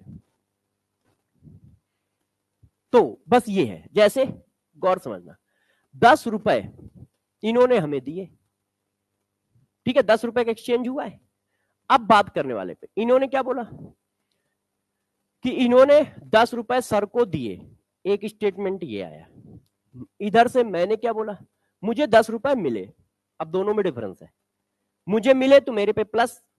अब इनकी तरफ से बोला गया कि 10 रुपए इन्होंने दिए, तो ये तो -10 है ना। हम कह रहे नहीं यार हम तो +10 है, ये कह रहे नहीं यार ये तो -10 है, चेंज 10 ही का है, बस यहां डिफरेंस है। फिजिक्स वाले वो है, केमिस्ट्री वाले ये है, इतना डिफरेंस होता है। कि उन्होंने कहा नहीं यार हमने 10 जूल काम कर दिया है, हम कह रहे नहीं हमें तो 10 जूल मिला है। तो उसने काम किया, उसका माइनस हो गया, हमें मिला, हमारा प्लस हो गया। तो बात वही है, बस ये है कि किसके रिस्पेक्ट में स्टेटमेंट पास किया गया। तो हम सिस्टम के लिए पास करते हैं, सिस्टम को वर्क मिला, सिस्टम ने वर्क किया। और जबकि सिस्टम को वर्क मिला है तो किया किसने होगा, दो ही लोग हैं दुनिया में, है कि नहीं। मगर हमें उनसे मतलब ही नहीं है, हमें सिस्टम से मतलब होता है। तो हम सारे स्टेटमेंट सिस्टम के रिस्पेक्ट में रखते हैं। इसलिए ध्यान रखो, आप ये फार्मूला लगाओगे, जितने भी साइन आएंगे सब सही आ रहे होंगे और सब केमिस्ट्री के आ रहे होंगे। आपको मतलब टेंशन साइन की नहीं लेनी है, अपने आप सब सही आ रहा होगा। तो वर्क इक्वल टू क्या है, -P/dV। तो -P एक्सटर्नल डीवी। P क्या है, एक्सटर्नल फोर्स, ध्यान रखना इंटरनल नहीं ले रहे हो आप। तो W इक्वल टू होता है -P external DV. W equal to होता है -P एक्सटर्नल डीवी। अब डीवी क्या है, गौर समझो, डीवी क्या है। अब मान लो कभी ये फार्मूले फिजिक्स में लगाने पड़ जाए तो बस साइन चेंज कर देना, जो निकल के आए उसका साइन पलट देना, क्योंकि हम तो केमिस्ट्री के साइन ला रहे हैं। मान लो आपको फिजिक्स में कॉन्सेप्ट यूज करना पड़ जाए कि नहीं यार हमने केमिस्ट्री में पढ़ा था मगर मैं फिजिक्स में लगा दूंगा तो आंसर आ जाएगा, तो लगा दो, जो साइन आए उसको पलट मार देना। तो देखो W equal to -P external V final minus V initial. भाई डीवी क्या है, चेंज। चेंज हमेशा क्या होता है, फाइनल माइनस इनिशियल। ये आ गया। अब वर्क के बारे में डिटेल, वर्क क्या होता है? Path function. सही है कि नहीं? अभी हम लोगों ने पढ़ा। अच्छा, वर्क क्या होता है? Boundary property. ना तो इंटेंसिव है ना एक्सटेंसिव है, बाउंड्री प्रॉपर्टी है, बाउंड्री पे अपेयर होता है। सही है कि नहीं? अब जरा और आगे बढ़ाते हैं। Work done by the gas, इसका मतलब क्या हो रहा है? एक्सपेंशन हो रहा है। भाई यदि गैस वर्क कर रही है तो पिस्टन को क्या करेगी? ऊपर ले जाएगी, पिस्टन को ऊपर ऐसे ले जाएगी। यदि पिस्टन ऊपर जा रहा है, इसका मतलब क्या है? पी गैस ज्यादा है, एक्सटर्नल कम है। अब work done by the gas, gas ने वर्क किया, गैस हमारा सिस्टम है ना, work done by the system भी लिख सकते हो क्योंकि गैस ही तो सिस्टम है। अब बताओ, यदि गैस है, गैस क्या कर रही है? पिस्टन को ऊपर ले जा रही है, तो एक्सपेंड हो रहा है। और जब एक्सपेंशन हो रहा है तो जरा बताइए, ये साइन पॉजिटिव, भाई वी फाइनल ज्यादा होगा, वी इनिशियल कम होगा। इनिशियल ये है, फाइनल ये है, तो ये वैल्यू पॉजिटिव, प्रेशर हमेशा ही पॉजिटिव होता है, तो ये माइनस साइन ही आएगा। तो work done by the gas, work done by the system का वर्क कैसा होगा? निगेटिव। क्यों? क्योंकि हम लोग सिस्टम के रिस्पेक्ट में सारी बात कर रहे हैं। तो work done by the gas कैसा आया? निगेटिव आया, क्योंकि यदि गैस ने वर्क कर दिया तो उसका एनर्जी कम हो जाएगी। तो work done by the gas negative आया, क्यों? क्योंकि ये वैल्यू पॉजिटिव है, ये वैल्यू पॉजिटिव है, तो जो साइन है वही रहेगा। अच्छा, अब अगले पॉइंट पे चले इसी के। अब जरा देखो, आपने लिखा work done, work done on the system, मतलब वर्क आपने किया है किस पर? सिस्टम पर, मतलब कंप्रेस हो रहा है। अब तो जब कंप्रेशन होगा तो आपको पता है फाइनल कम हो जाएगा, इनिशियल ज्यादा हो जाएगा। तो हमारा फार्मूला ये है, work equal to minus P external V final minus V initial. तो अब ये वैल्यू निगेटिव, ये निगेटिव, मिलके क्या आ गया? तो work done on the system कैसा है? पॉजिटिव है। तो work done on the system, हमें वर्क मिला, क्यों? हम थोड़ी कर रहे हैं, पिस्टन नीचे कौन कर रहा है? कोई दूसरा कर रहा है, तो हमें तो मिल रहा है ना, हमें तो ताकत थोड़ी लगानी पड़ रही है। तो हमें मिल रहा है, तो कितना मिल रहा है? जितना वो दे रहा है, तो पॉजिटिव हो गया। Work done by the gas, अब पिस्टन को हम ऊपर ले जा रहे हैं तो हमें काम करना पड़ रहा है, तो वर्क हमारा निगेटिव। तो work done by the gas मतलब एक्सपेंशन, वर्क निगेटिव। अब इसको याद क्यों रखना बताता हूं। जब क्वेश्चन आता है तो आप ऑप्शन देखते हो, तो प्लस और माइनस दोनों होते हो। जब हमें पता चल गया एक्सपेंशन है तो इसका मतलब वर्क का आंसर जो भी होगा माइनस होगा, तो प्लस वालों को ऐसे ही काट दो, सॉल्व क्यों करो भाई? यदि कहीं एक्सपेंशन हो रहा है तो वर्क का साइन निगेटिव है, तो जब वर्क का साइन निगेटिव है तो पॉजिटिव वाले ऑप्शन ऐसे ही काट दो। हो सकता है भाई ने 3 पॉजिटिव बना रखे हो, तो अपने आप हमारा आंसर आ जाए। नहीं भी आया तो तुक्का मारने की प्रोबेबिलिटी तो बढ़ गई, कोई ऑप्शन तो कट हुआ, प्लस वाले सारे ऑप्शन कट हो जाएंगे, तो 4 में से 2 भी कट हो गए, 1 भी कट हो गए, तो प्रोबेबिलिटी बढ़ गई, 25% से 33% पहुंच गई, 2 कट हो गए तो 50% पहुंच गई। तुक्का मारना तो आसान हुआ। तो पहले तो यही देख लिया करो कि एक्सपेंशन हो रहा है या कंप्रेस हो रहा है। एक्सपेंशन हो रहा है तो वर्क का साइन निगेटिव आना है, पॉजिटिव आना ही नहीं है कि नहीं? तो ये पॉजिटिव वाले सारे आंसर गलत हो गए, सारे आंसर गलत हो गए। और यदि कंप्रेस हो रहा है तो वर्क का साइन पॉजिटिव आना है, तो निगेटिव वाले सारे गलत हो गए, है ना? तो इस चीज को हम पढ़ तो रहे हैं मगर इंप्लीमेंट करने में अच्छे से इंप्लीमेंट नहीं कर पा रहे हैं। क्यों? क्योंकि हम इसको थ्योरी एज ए स्टेटमेंट ले रहे हैं, फील नहीं ले रहे हैं कि भाई का कहना है कि भाई यदि कहीं एक्सपेंशन हो रहा है तो माइनस आएगा, इसका मतलब पॉजिटिव आंसर पॉसिबल ही नहीं है ना? यदि कहीं कंप्रेशन हो रहा है तो प्लस आएगा, इसका मतलब निगेटिव आंसर पॉसिबल ही नहीं है। तो टेंशन क्यों ले रहे हो? निगेटिव वाले पहले ही काट दो। तो हमें ये नहीं देखना है कि अच्छा work done on the system मतलब वर्क पॉजिटिव, ये तो एक स्टेटमेंट है। अब ये अप्लाई कैसे होगा? अप्लाई ऐसे होगा, तो इसके अप्लाई पे भी चलना है। अच्छा, अब गौर से देखो, वर्क डन अगेंस्ट वैक्यूम। यदि वर्क डन अगेंस्ट वैक्यूम है तो वैक्यूम का मतलब क्या होता है कि आपने सारी गैस निकाल ली। अब सारी गैस निकाल लोगे तो जरा बताओ पी एक्सटर्नल कितना होगा? 0। भाई वर्क डन कौन है? वर्क कौन कर रहा है? गैस कर रही है। अब ऊपर गैस ही नहीं है तो पिस्टन पे प्रेशर पड़ ही नहीं रहा होगा, है ना? तो पी एक्सटर्नल 0 है और पी एक्सटर्नल की वैल्यू 0 डालोगे तो वर्क कितना आएगा? तो यदि कहीं पे वर्क डन अगेंस्ट वैक्यूम कर दे तो 0 वर्क आएगा। वो डाटा कितना देता है उससे मतलब ही नहीं है। तुमने कहा वर्क डन अगेंस्ट वैक्यूम, इसका मतलब एक्सटर्नल प्रेशर 0। वैक्यूम का मतलब क्या होता है कि गैस नहीं है। गैस नहीं है तो प्रेशर कैसे आएगा? अब प्रेशर नहीं है तो पी एक्सटर्नल की वैल्यू 0 डालोगे तो वर्क 0 हो जाएगा। तो इस कंडीशन में पी एक्सटर्नल 0 होता है। अच्छा अब देखो work done in free expansion, हम देखो सिस्टम का ही वर्क पड़ा है लगातार। एक्सपेंशन किसका हो रहा है? गैस का। तो work done in free expansion. अब जब फ्री एक्सपेंशन है इसका मतलब भी होता है कि एक्सटर्नल प्रेशर नहीं है। फ्री एक्सपेंशन का मतलब हुआ अपने आप पिस्टन ऊपर भाग रहा है। ये तभी पॉसिबल है जब एक्सटर्नल प्रेशर ना हो। बाहर प्रेशर है ही नहीं तो पिस्टन क्यों रुकेगा? सरसर सरसर मारे अपना ऊपर भगेगा। और हमें काम क्यों करना पड़ेगा जब पिस्टन ऊपर कोई अपोज ही नहीं कर रहा है? आपने डिफिनीशन लिखी motion against opposing force, opposing force ही नहीं है तो हमें काम भी नहीं करना है। तो यदि कहीं कहा जाता है कि work done in free expansion निकालो, इसका मतलब एक्सटर्नल प्रेशर नहीं है तो वर्क की वैल्यू वहां पर भी क्या आएगी?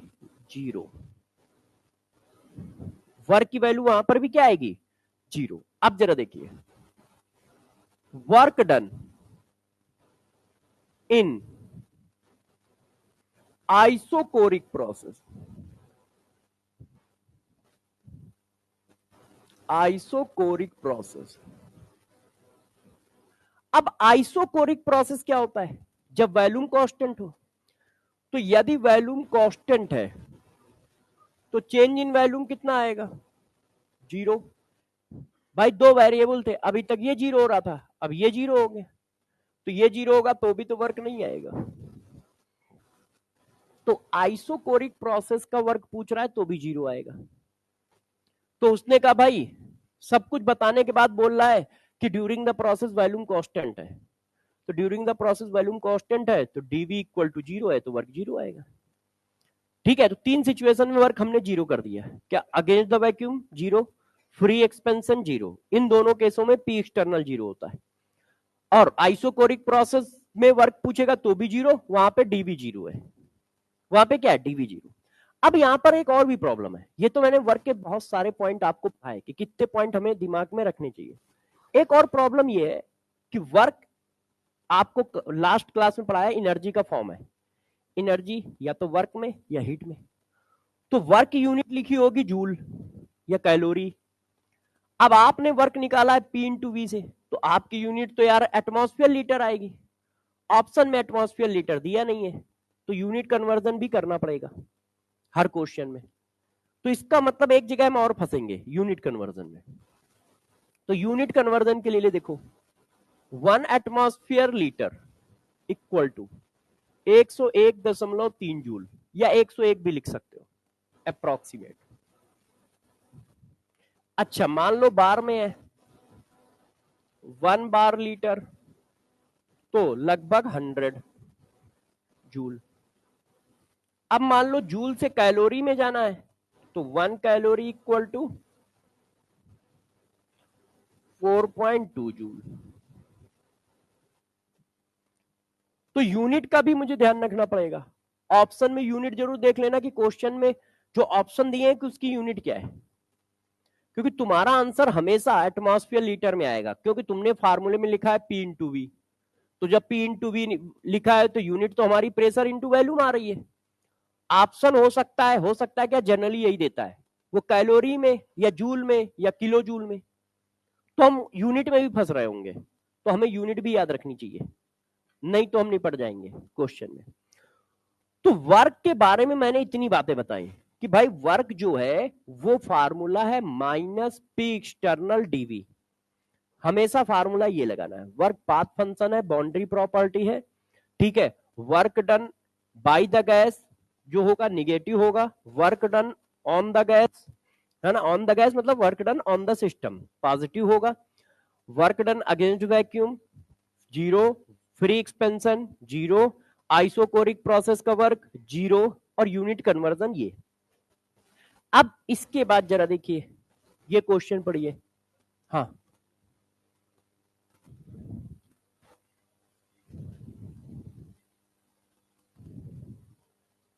हाँ पता है मेरे को, तभी तो मैंने बताया कि केमिस्ट्री में ये लगाना है। केमिस्ट्री और फिजिक्स के साइन अपोजिट है ना। हाँ, क्योंकि हम सिस्टम के रिस्पेक्ट में स्टेटमेंट पास करते हैं, वो सराउंडिंग के रिस्पेक्ट में स्टेटमेंट पास करते हैं। इसीलिए तो मैंने ये माइनस लगा के किया है आपको। ये मैंने क्यों लगाया है, इसीलिए लगाया है कि सारे साइन अपने आप केमिस्ट्री के ही आ रहे होंगे, हमें टेंशन लेने की जरूरत ही नहीं है। जो भी आएगा आंसर वो केमिस्ट्री का ही आंसर है और वो सही आंसर है। तो इसलिए मैंने पहले ही सेट कर दिया है सब, कि बच्चे को टेंशन ना लेनी पड़े, नहीं तो वो बेचारा परेशान होगा। इस क्वेश्चन को करो।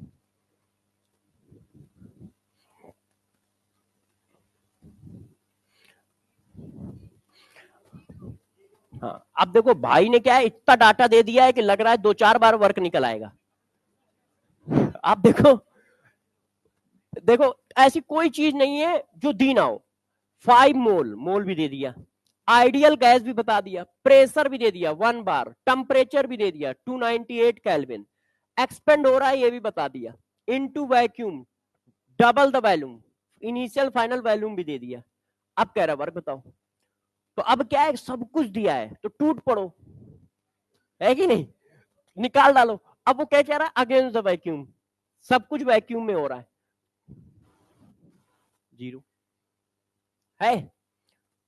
तो अब क्या है, कोई बच्चा सोचता है अच्छा रिवर्सेबल है तो ये चिपका दो, ये चिपका दो, क्योंकि सब कुछ तो दिया है। मगर आप ध्यान रखिएगा, अगेंस्ट द वैक्यूम बात कर रहा है तो जीरो आएगा। तो ये छोटे छोटे जो तुम पॉइंट सोच रहे हो ना, इनको तुम हल्के में ले रहे हो। तुम बच्चों में प्रॉब्लम क्या है थर्मोडाइनमिक्स में, उनको ये फार्मूला याद है बस। उसके बाद ये जो छोटे छोटे पॉइंट है ना, ये ये ये ये चीजें ये मिसिंग है, जिसकी वजह से वो क्वेश्चन को गलत ज्यादा करते हैं, सही कम करते हैं। और मिसिंग होने के पीछे रीजन क्या है, अब तुमने वर्क पढ़ाया 5 पॉइंट पढ़ा दिए, हीट पढ़ाओगे 5 पॉइंट पढ़ा दोगे, स्टेट फंक्शन पढ़ाओगे 5 पॉइंट पढ़ा दोगे, और ऐसी तुम एक दिन में 10 हेडिंग पढ़ा जाते हो तो 50 पॉइंट हो गए।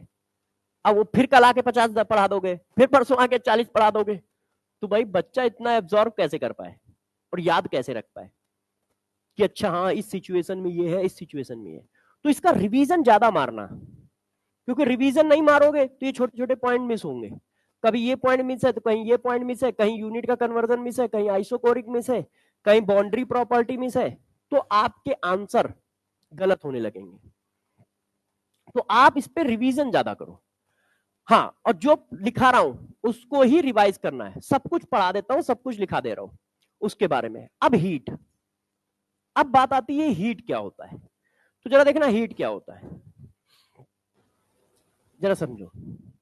ये अपना भाई सिस्टम है, सिस्टम के पास कुछ एनर्जी है और ये सराउंडिंग है। वैसे ये बात मैं पहली क्लास में पढ़ा चुका हूं। अब सिस्टम को एनर्जी सराउंडिंग तक पहुंचानी है, या सराउंडिंग को एनर्जी सिस्टम तक पहुंचानी है। तो मैंने बताया था एनर्जी खुद तो चलती चलती नहीं है, तो जैसे ही वो क्रॉस करेगा बाउंड्री अपनी, वैसे ही वो कन्वर्ट हो जाएगा वर्क में और हीट में। ये दोनों भाई अपना दौड़ लगाएंगे, है ना,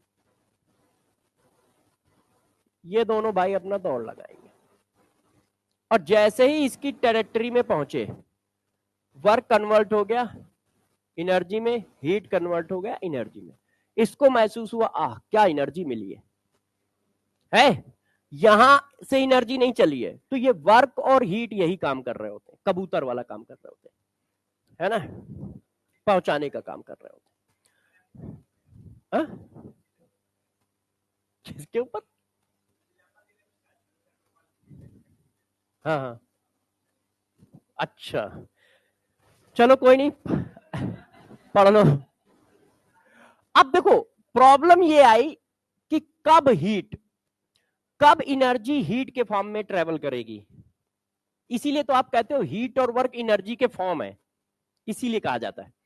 अब प्रॉब्लम ये है कि यार हीट के फॉर्म में कब होगा, रैंडम होगा कि कोई कंडीशन है। तो देखो कंडीशन क्या है, वर्क के फॉर्म में तो हमेशा है, उसकी कोई कंडीशन नहीं है। वो कहता भाई मेरे ऊपर कोई कंडीशन नहीं है, तुम कन्वर्ट कर दो, कोई भी कंडीशन हो एनर्जी को वर्क में कन्वर्ट कर सकते हो, वो फ्री है। उसने कहा मैं कोई कंडीशन नहीं लगा रहा। हीट ने कहा नहीं मैं तो कंडीशन लगाऊंगा, जब तुम दोनों में टेम्परेचर डिफरेंस होगा तब मैं एनर्जी को हीट के फॉर्म में ले जाऊंगा, नहीं तो नहीं ले जाऊंगा। सिस्टम और सराउंडिंग में यदि टेम्परेचर डिफरेंस है तो एनर्जी हीट के फॉर्म में फ्लो करेगी। वर्क के फॉर्म में तो हर समय फ्लो है, वर्क बेचारा मना ही नहीं कर रहा है कि नहीं टेम्परेचर डिफरेंस है नहीं है, हमें कोई लेना देना नहीं है, हम एनर्जी को वर्क में कन्वर्ट करके ट्रेवल करा ले देंगे। हीट कहता नहीं मेरी तो कंडीशन है, जब सिस्टम और सराउंडिंग में टेम्परेचर डिफरेंस होगा तभी एनर्जी हीट के फॉर्म में फ्लो करेगी। टेम्परेचर सेम है तो एनर्जी वर्क के फॉर्म में फ्लो करेगी, हीट के फॉर्म में नहीं। और टेम्परेचर डिफरेंस है तो वर्क के फॉर्म में भी करेगी और हीट के फॉर्म में भी करेगी, दोनों फॉर्मेट एक साथ चल देंगे, कोई दिक्कत नहीं, क्योंकि वर्क की अपनी कोई कंडीशन नहीं। मगर हीट की कंडीशन है कि यदि सिस्टम और सराउंडिंग के बीच में टेम्परेचर डिफरेंस है, मतलब अलग अलग टेम्परेचर है, तो एनर्जी हीट के फॉर्म में फ्लो कर रही होगी। इसका मतलब ये नहीं कि वर्क के फॉर्म में नहीं फ्लो कर रही है, वर्क के फॉर्म में तो हमेशा कर रही है, उसने तो अपनी कोई कंडीशन बनाई नहीं है। मगर हीट ने बना रखी है, टेम्परेचर डिफरेंस होगा तो एनर्जी हीट के फॉर्म में फ्लो करेगी। अब भाई फ्लो करेगी तो डायरेक्शन भी बतानी पड़ेगी कि किधर से किधर जा रही है। तो हमेशा हाई टेम्परेचर से लो टेम्परेचर की ओर, आपने जीरोथ लॉ पढ़ा भी होगा, हाई टेम्परेचर से लो टेम्परेचर की ओर। तो देखो हीट क्या होती है, आपने इसको क्या, हीट क्या है, एनर्जी हीट के फॉर्म में तब फ्लो करेगी जब सिस्टम और सराउंडिंग में डिफरेंस हो। किधर से किधर फ्लो करेगी, हाई से लो की ओर। तो उन्होंने कहा the energy that flow across the boundary of system during a change in its state by virtue of a difference in temperature between the system and its surrounding flow from a higher point of higher to a point of lower temperature। ये तो science की language है, tough लिखते हैं। क्या होना है, system और सराउंडिंग के बीच में ये टेम्परेचर डिफरेंस है तो एनर्जी हीट के फॉर्म में फ्लो करेगी, डायरेक्शन होगी हाई टेम्परेचर से लो टेम्परेचर की ओर। कब तक फ्लो करेगी, जब तक टेम्परेचर सेम ना हो जाए। ये तो आप जीरोथ लॉ में पढ़ ही चुके हो कि इक्विलिब्रियम मेंटेन हो जाएगा। तो कब तक फ्लो करेगा, जब तक टेम्परेचर सेम ना हो जाए। ठीक है, तो मैंने आपको बताया कि हीट क्या है, हीट एनर्जी का एक फॉर्म है। हीट एनर्जी हीट के फॉर्म में तब फ्लो करती है जब सिस्टम और सराउंडिंग के बीच में टेम्परेचर डिफरेंस हो, डायरेक्शन होगी high temperature to low temperature. बच्चों ने कहा ठीक है सर, और बताइए। अब इसके कुछ पॉइंट पढ़ाता हूं, ये तो मतलब था डिफिनीशन। अब जरा गौर से सुनते जाइएगा। पहला पॉइंट, ठीक है, सिस्टम और सराउंडिंग में जब टेम्परेचर डिफरेंस होगा तब क्या होगा, एनर्जी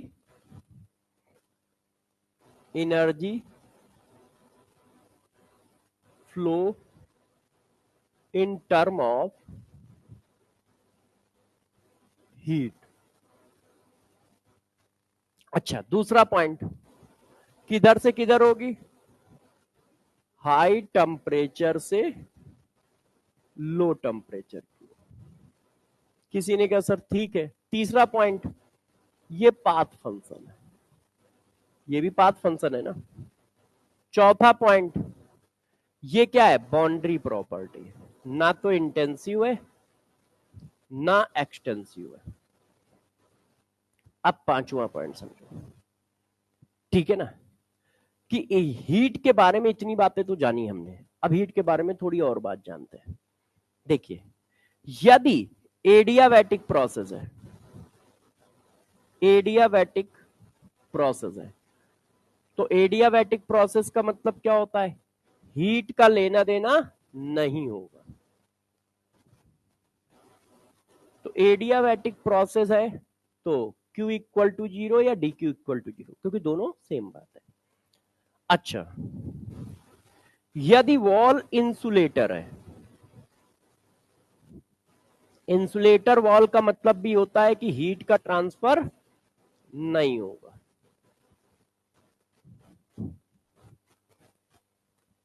तो जब क्वेश्चन में कहीं लिख रहा होगा इंसुलेटर वॉल, तुमने सीधा टिक कर दिया Q इक्वल टू 0 है। एडियाबैटिक प्रोसेस है, तुमने सीधा टिक कर दिया Q इक्वल टू 0 है, क्योंकि एडियाबैटिक प्रोसेस का मतलब है कि हीट का ट्रांसफर नहीं होगा, इसका मतलब Q की वैल्यू 0 है। वॉल इंसुलेटर है, इसका मतलब हीट का ट्रांसफर नहीं होगा, Q इक्वल टू 0 है ना। तो हल्के में किसी चीज को नहीं लेना है। ये जो पॉइंट लिखे जा रहे हैं यही कॉन्सेप्ट है, यही यूज होंगे।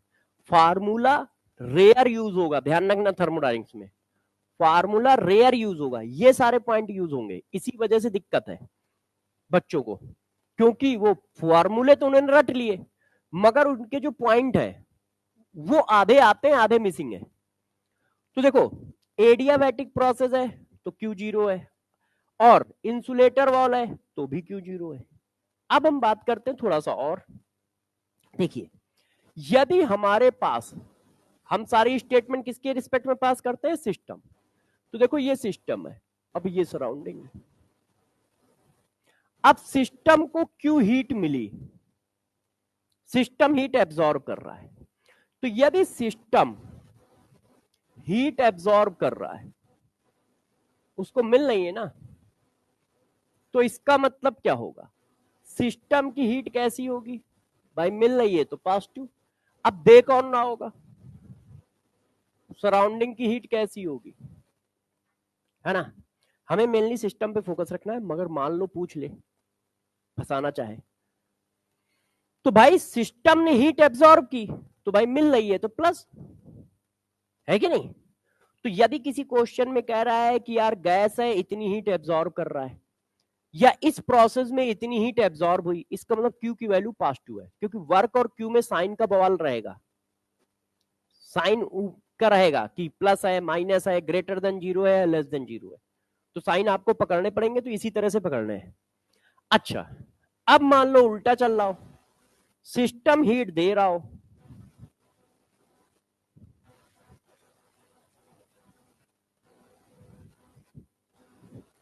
अब यदि सिस्टम हीट रिलीज कर रहा है, सिस्टम क्या कर रहा है? हीट रिलीज कर रहा है।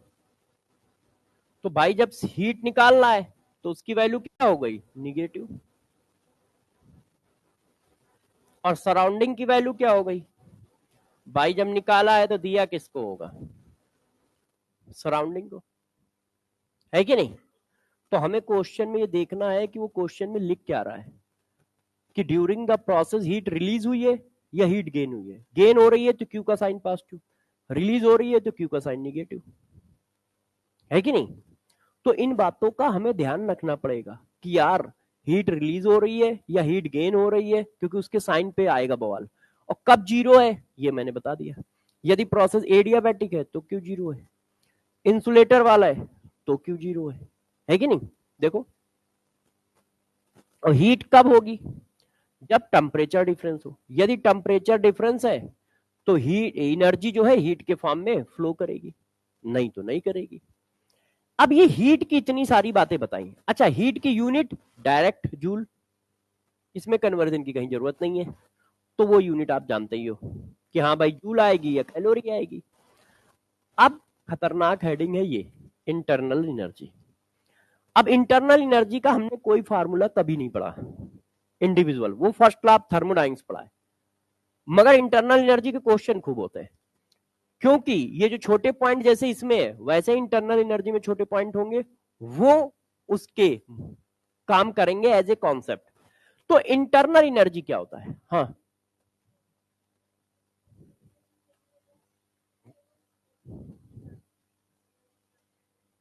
यदि हो रही होगी तो, हाँ हाँ, नहीं भी हो सकता है, उसमें क्या है।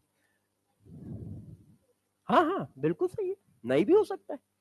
भाई यदि वो कर रहा है कि नहीं कर रहा हमको कैसे पता चला, वो तो कंडीशन बताएगा। अब वो कह रहा है कि टेम्परेचर चेंज नहीं हो रहा, तो हम समझ गए Q इक्वल टू 0 है। अब वो कह रहा है ये प्रोसेस कांस्टेंट वॉल्यूम पे भी चल रहा है, तो वर्क इक्वल टू भी 0 है। तो दोनों यदि 0 है तो इसका मतलब हीट ट्रांसफर हुई नहीं, क्योंकि दो ही तरह से कर सकते हो, तीसरा कोई तरीका नहीं है तुम्हारे पास, है कि नहीं? आप दो ही तरीके तो पढ़ रहे हो, उनमें से दोनों में हुई नहीं, तो फिर हुई नहीं, तो वो तो क्वेश्चन पे आएगा। अच्छा, अब गौर से समझिए जरा बच्चों, इंटरनल एनर्जी क्या होती है। देखो, सिस्टम के पास, जैसे सिस्टम गैस है, तो गैस है तो उसके पास काइनेटिक एनर्जी होगी। अब काइनेटिक एनर्जी ज्यादा है तो वाइब्रेट भी कर रहा होगा, तो उसके पास वाइब्रेशनल एनर्जी भी होगी, इलेक्ट्रॉनिक एनर्जी भी होगी, ट्रांसलेशनल एनर्जी भी होगी, पोटेंशियल एनर्जी भी होगी, बहुत सारी टाइप की एनर्जी होंगी। तो जितने टाइप की एनर्जी किसी सिस्टम के पास पॉसिबल है, उन सबका सम इंटरनल एनर्जी होता है। उनमें से कुछ वैल्यू जीरो भी होंगी, कुछ वैल्यू पॉजिटिव भी होंगी, कुछ निगेटिव भी होंगी, वो सिस्टम पे डिपेंड। अब गैस है तो पोटेंशियल एनर्जी जीरो है, मगर डिफिनीशन तो सबके लिए बनती ना, डिफिनीशन कोई हमारे लिए थोड़ी बनाएगा कि नहीं यार सर्वेश सर गैस लेते हैं या केमिस्ट्री वाले गैस लेते हैं, तो एक काम करो गैस के लिए बना दो। वो तो साइंस है, तो physics chemistry zoology botany math सबके लिए एक ही डिफिनीशन बनाएगा, आप अपने हिसाब से उसको थोड़ा सा चेंज कर लो, है कि नहीं? तो इंटरनल एनर्जी क्या है, किसी सिस्टम के पास जितनी तरह की एनर्जी पॉसिबल है उन सबका सम। तो इंटरनल एनर्जी क्या है, सिस्टम के पास जितनी तरह की एनर्जी पॉसिबल है उनका sum of all kinds of energy of a system.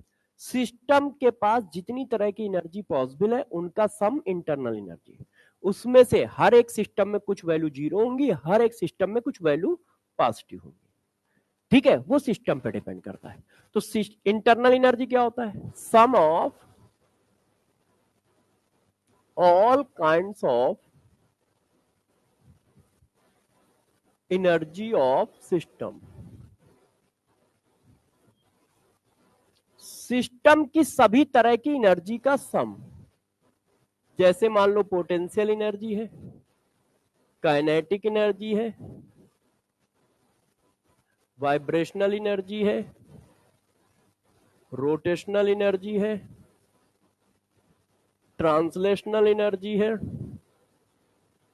Electrical energy है, सो ऑन। जितनी भी तरह की एनर्जी पॉसिबल हो सकती है उन सबका सम जो है वो इंटरनल एनर्जी है। क्लियर है?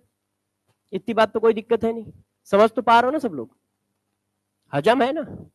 चलो अब जरा देखो अगला पॉइंट, रिप्रेजेंटेशन।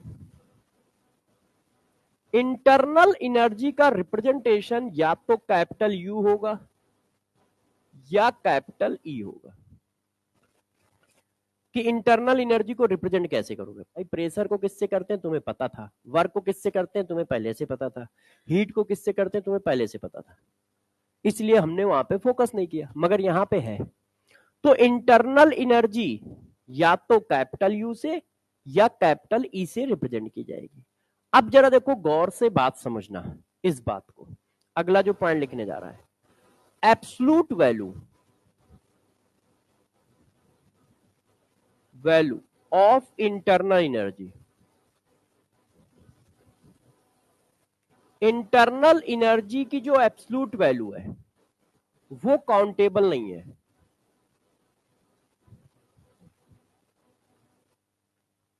मतलब यू कभी निकाल ही नहीं पाओगे। क्यों? क्योंकि आपको पता है एनर्जी में फ्रेम ऑफ रेफरेंस लगता है, पोटेंशियल एनर्जी में फ्रेम ऑफ रेफरेंस लगेगा।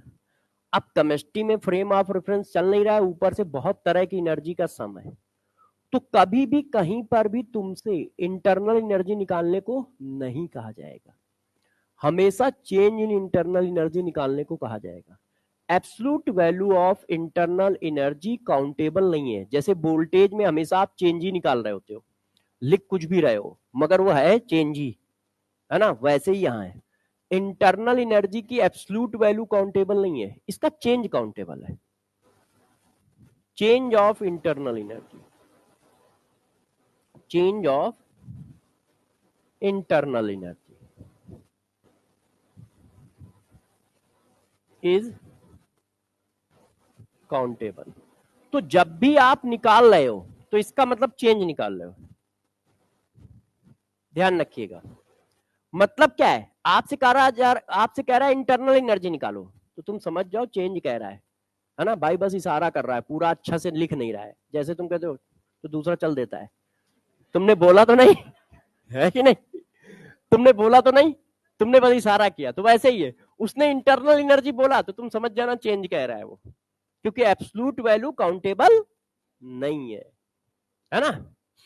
तो ये, तो change in internal energy countable है, एब्सोल्यूट वैल्यू काउंटेबल नहीं है। अच्छा, अब सबसे खतरनाक पॉइंट, इससे बहुत क्वेश्चन आते हैं, इसको समझो। इंटरनल एनर्जी सिर्फ टेम्परेचर का फंक्शन होता है for ideal gas. Ideal gas के केस में इंटरनल एनर्जी सिर्फ टेम्परेचर का फंक्शन है। इसको थोड़ा एक्सप्लेन कर देता हूं, जैसे ये मैथमेटिकल लिख दिया है, लैंग्वेज के फॉर्म में लिख देता हूं। Internal energy only depend upon temperature in case of ideal gas.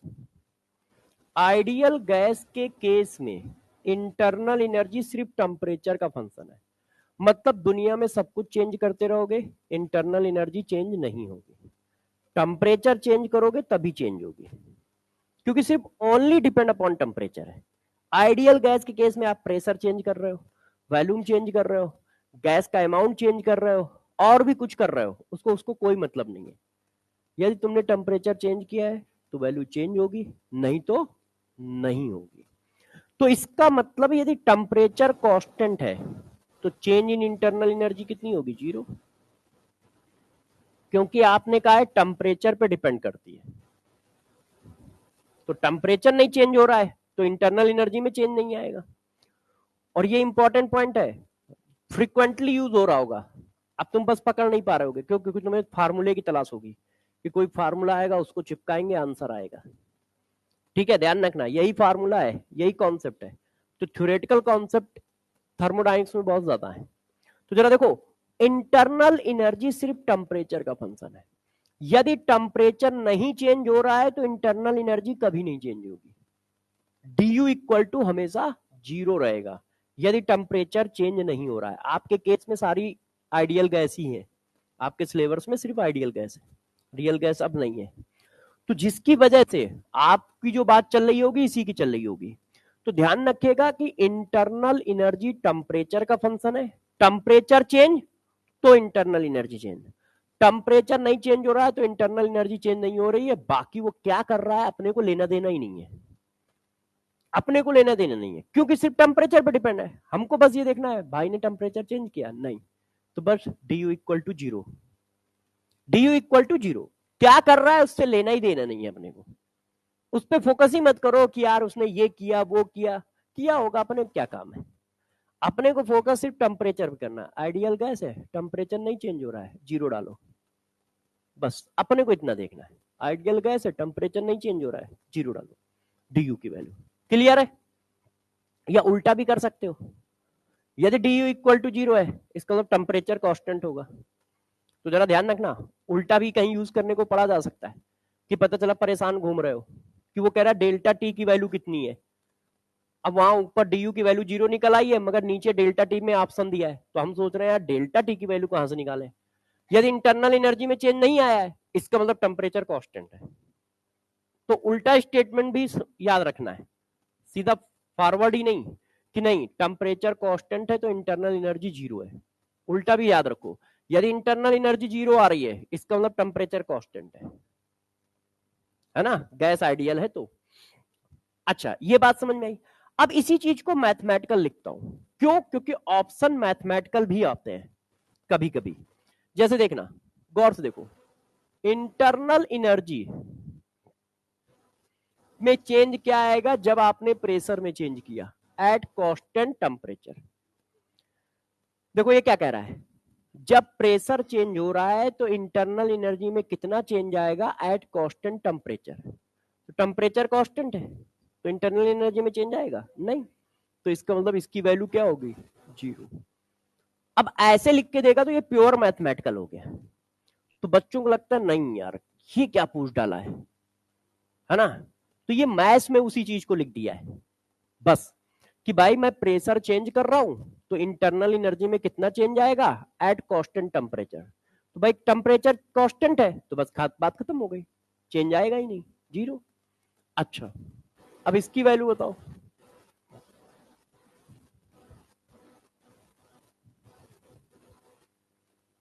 Volume change कर रहा हूं, इंटरनल एनर्जी में कितना चेंज आएगा एट कांस्टेंट टेम्परेचर, जीरो आएगा।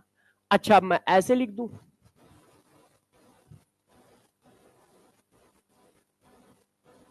अब देखो टेम्परेचर चेंज कर रहा हूं, इंटरनल एनर्जी में कितना चेंज आएगा एट कांस्टेंट प्रेशर, तो आएगा क्योंकि टेम्परेचर चेंज कर दिया है, तो not equal to zero.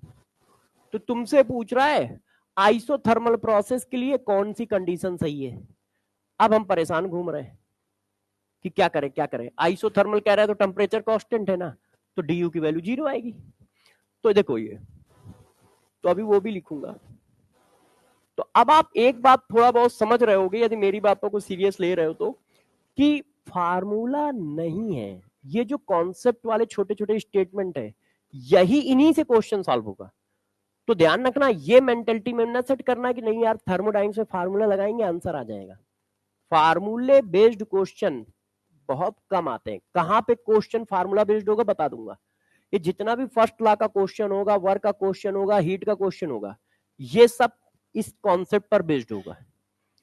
Formula based question आता है इसका delta H equal to D U plus delta N G वाला, उस पर क्वेश्चन आएगा तो वो फार्मूला बेस्ड होता है, वो कर पाओगे। मगर इधर वाला क्वेश्चन सारा कॉन्सेप्चुअल बेस्ड होता है, उनमें ये सारे कॉन्सेप्ट लग रहे होंगे। अब जरा देखो अगला पॉइंट, आइसोथर्मल प्रोसेस है, यदि आइसोथर्मल प्रोसेस है तो बताओ जरा इंटरनल एनर्जी क्या होगी। तो आइसोथर्मल प्रोसेस का मतलब होता है टेम्परेचर कांस्टेंट, और टेम्परेचर नहीं चेंज हो रहा है तो इंटरनल एनर्जी में चेंज नहीं आएगा, कितनी वैल्यू आएगी जीरो आएगी, तो आइसोथर्मल प्रोसेस की इंटरनल एनर्जी चेंज जीरो आएगी। अच्छा इंटरनल एनर्जी क्या है स्टेट फंक्शन। अब ये दूसरा सबसे बड़ा कॉन्सेप्ट, पहला कॉन्सेप्ट टेम्परेचर वाला और दूसरा ये, इसको भी ध्यान रखो कि इंटरनल एनर्जी स्टेट फंक्शन है, ये हल्का कॉन्सेप्ट नहीं है, भारी कॉन्सेप्ट है। यदि स्टेट चेंज नहीं हो रही है तो इंटरनल एनर्जी में चेंज नहीं आएगा, क्यों, क्योंकि ये स्टेट फंक्शन है, स्टेट फंक्शन का मतलब सिर्फ स्टेट पे डिपेंड करेगा, पास से कोई लेने देने नहीं। अब बताओ साइक्लिक प्रोसेस की इंटरनल एनर्जी चेंज कितनी आएगी, साइक्लिक प्रोसेस क्या स्टेट चेंज हुआ तो इंटरनल एनर्जी में चेंज क्यों आएगा भाई। साइक्लिक प्रोसेस क्या होता है, जिनका इनिशियल स्टेट और फाइनल स्टेट सेम हो, जबकि प्रोसेस हो गया है, जबकि प्रोसेस हुआ है। और स्टेट का मतलब मैंने बताया था उसकी प्रॉपर्टी डाटा, जैसे मैं हूं, अब मैं सिस्टम हूं, तो मेरी तीन प्रॉपर्टी आपने सपोज करो लिख दी कि यार इनका वेट जो है 72 किलो है, इनकी हाइट जो है 5.9 है, और इनके पास एनर्जी 100 जूल है। मैंने 15 मिनट पढ़ाया, एक प्रोसेस होगा, एनर्जी 95 आ गई, तो अब नई स्टेट पे हम पहुंच गए 15 मिनट बाद, वेट अभी भी वही है, हाइट अभी भी वही है, एनर्जी 90 हो गई, एक वैल्यू चेंज हुई, इसका मतलब नई स्टेट आ गई। अच्छा अब मैंने क्या किया, एक गिलास पानी पी लिया, अब एक गिलास पानी पीने के बाद हम नई स्टेट पे आए, वेट वही है, हाइट वही है, एनर्जी फिर 100 हो गई, तो अब ये प्रोसेस साइक्लिक है। 15 मिनट वहां खर्च हुए पढ़ाने में, 2-3 सेकंड पानी पीने में खर्च हुए, 2 स्टेप चलाऊ, मगर जो वहां की वैल्यू थी यहाँ की वैल्यू है सेम है, इसका मतलब ये साइक्लिक प्रोसेस हो गया। साइक्लिक प्रोसेस का ये नहीं है कि चक्कर मारना है ना, साइक्लिक प्रोसेस का मतलब होता है स्टेट सेम हो जाना, तो प्रोसेस भी हो गया मगर जो इनिशियल स्टेट थी वही फाइनल स्टेट है, तो इसका मतलब डीयू में कोई चेंज नहीं आएगा क्योंकि वो रास्ते पे डिपेंड ही नहीं करता है। तो जितने भी स्टेट फंक्शन है उन सबकी वैल्यू साइक्लिक प्रोसेस के लिए जीरो होगी, क्योंकि स्टेट फंक्शन है, स्टेट चेंज नहीं हो रहा है, तो साइक्लिक प्रोसेस ये स्टेट फंक्शन की वैल्यू में भी चेंज नहीं आएगा। तो डी की वैल्यू क्या है, स्टेट फंक्शन है, इसके लिए डी की वैल्यू क्या होगी साइक्लिक प्रोसेस के लिए जीरो। क्या ये बात समझ पा रहे हो, पकड़ पा रहे हो? ठीक है, तो हमने कहा कि यार अच्छा ये प्रोसेस के बाद ये प्रॉपर्टी कैसी है? एक्सटेंसिव। किसी भी तरह की एनर्जी क्या होती है? एक्सटेंसिव होती है, तो ये एक्सटेंसिव प्रॉपर्टी है। अच्छा, इंटरनल एनर्जी पर मोल, इंटरनल एनर्जी पर ग्राम, इंटरनल एनर्जी पर वॉल्यूम, ये क्या होगी? इंटेंसिव। पर लग जाएंगे तो इंटेंसिव हो जाएगा, है कि नहीं? बात समझ पा रहे हो कि क्या क्या पॉइंट है? इतनी देर से ये जो पॉइंट लिखे हैं, यही पॉइंट हमारे खतरनाक है, इन्हीं को हमें ध्यान रखना है। डिफिनीशन याद नहीं रखनी, कहीं नहीं आने वाला है डिफिनीशन पर बेस्ड। ये जो पॉइंट है इन पर बेस्ड ही क्वेश्चन हमें लगातार मिलेंगे कि हाँ कैसे करना है कैसे नहीं करना है। अब तुमने कहा ठीक है सर, अब जरा देखना इन पर बेस्ड मैंने क्वेश्चन भी बनाए, अब इसको पढ़ो। अब वो कह रहा है a system is change from state A to B, A से बी पे गया, मतलब दो स्टेज हो गई बाय वन पाथ, ठीक है, एक पाथ ये मान लिया, from B to A by another path.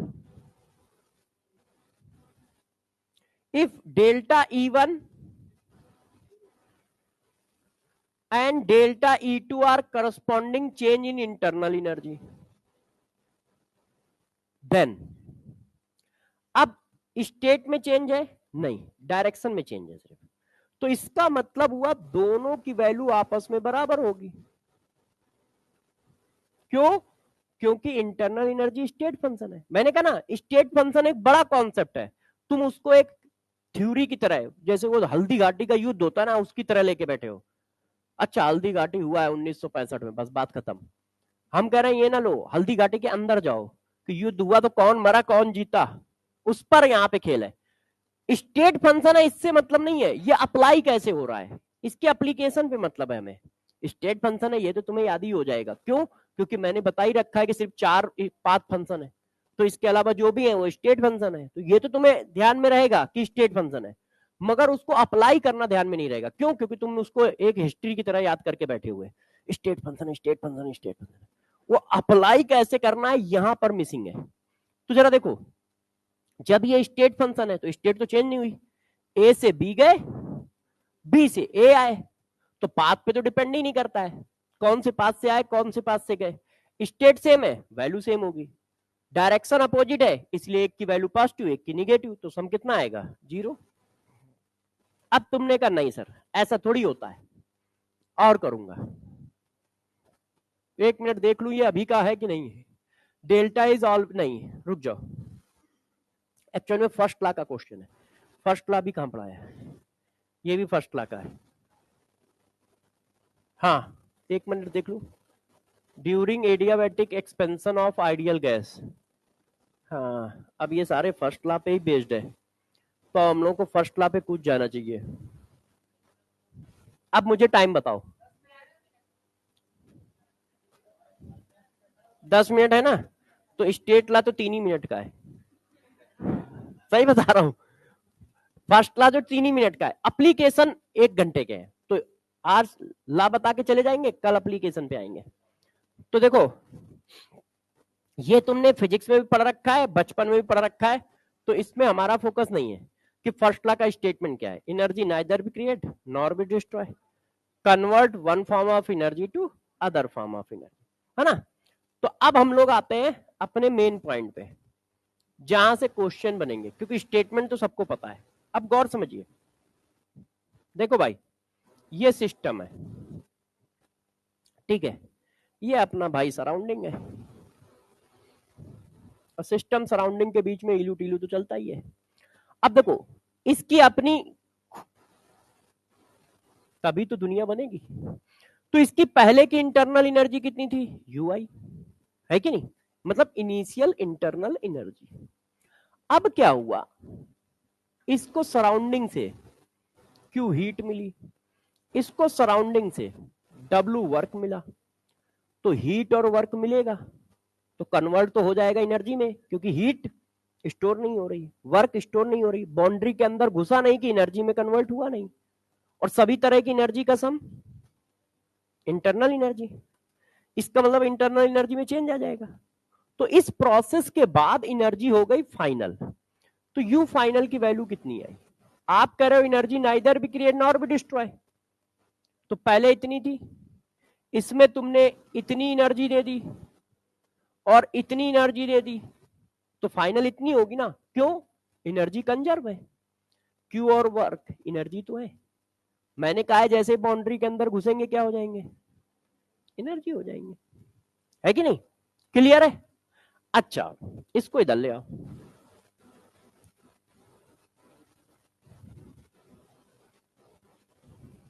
सही। अब ये क्या लिखा है? फाइनल माइनस इनिशियल क्या होता है?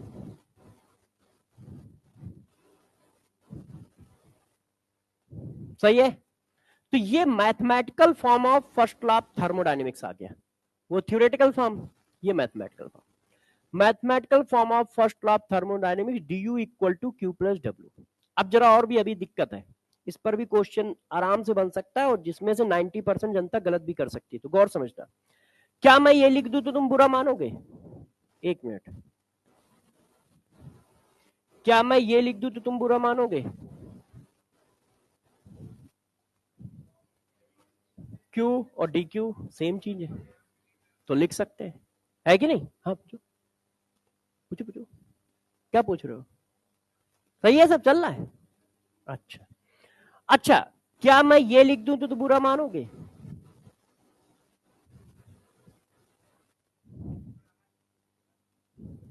हाँ पूछो पूछो।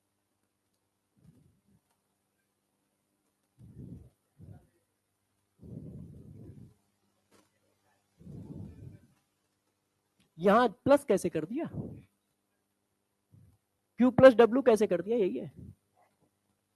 देखो, मेरे पास इंटरनल एनर्जी कुछ तो है, मुझे क्यू हीट मिली, डब्ल्यू वर्क मिला, तो अब मेरी इंटरनल एनर्जी कितनी हो गई? जो पहले थी उसमें से क्यू जुड़ गया, डब्ल्यू जुड़ गया। और क्यू और डब्ल्यू का मतलब क्या है? एनर्जी तो है। क्यों? क्योंकि बाउंड्री के अंदर घुसते ही ये एनर्जी में कन्वर्ट हो जाते हैं। तो हमारी अब एनर्जी कितनी आ गई? इन सबके सम के बराबर। क्यों? आप कह रहे हो नाइदर भी क्रिएट नॉर भी डिस्ट्रॉय, तो इसका मतलब सम जो आ रहा होगा इन सबके सम के बराबर ही आ रहा होगा। अब इसको इधर ले आया तो ये डिफरेंस बन गया, फाइनल माइनस इनिशियल, ये चिपका दिया। अच्छा, बच्चा कह रहा है ये भी सही है ये भी सही है, तो मैंने कहा ये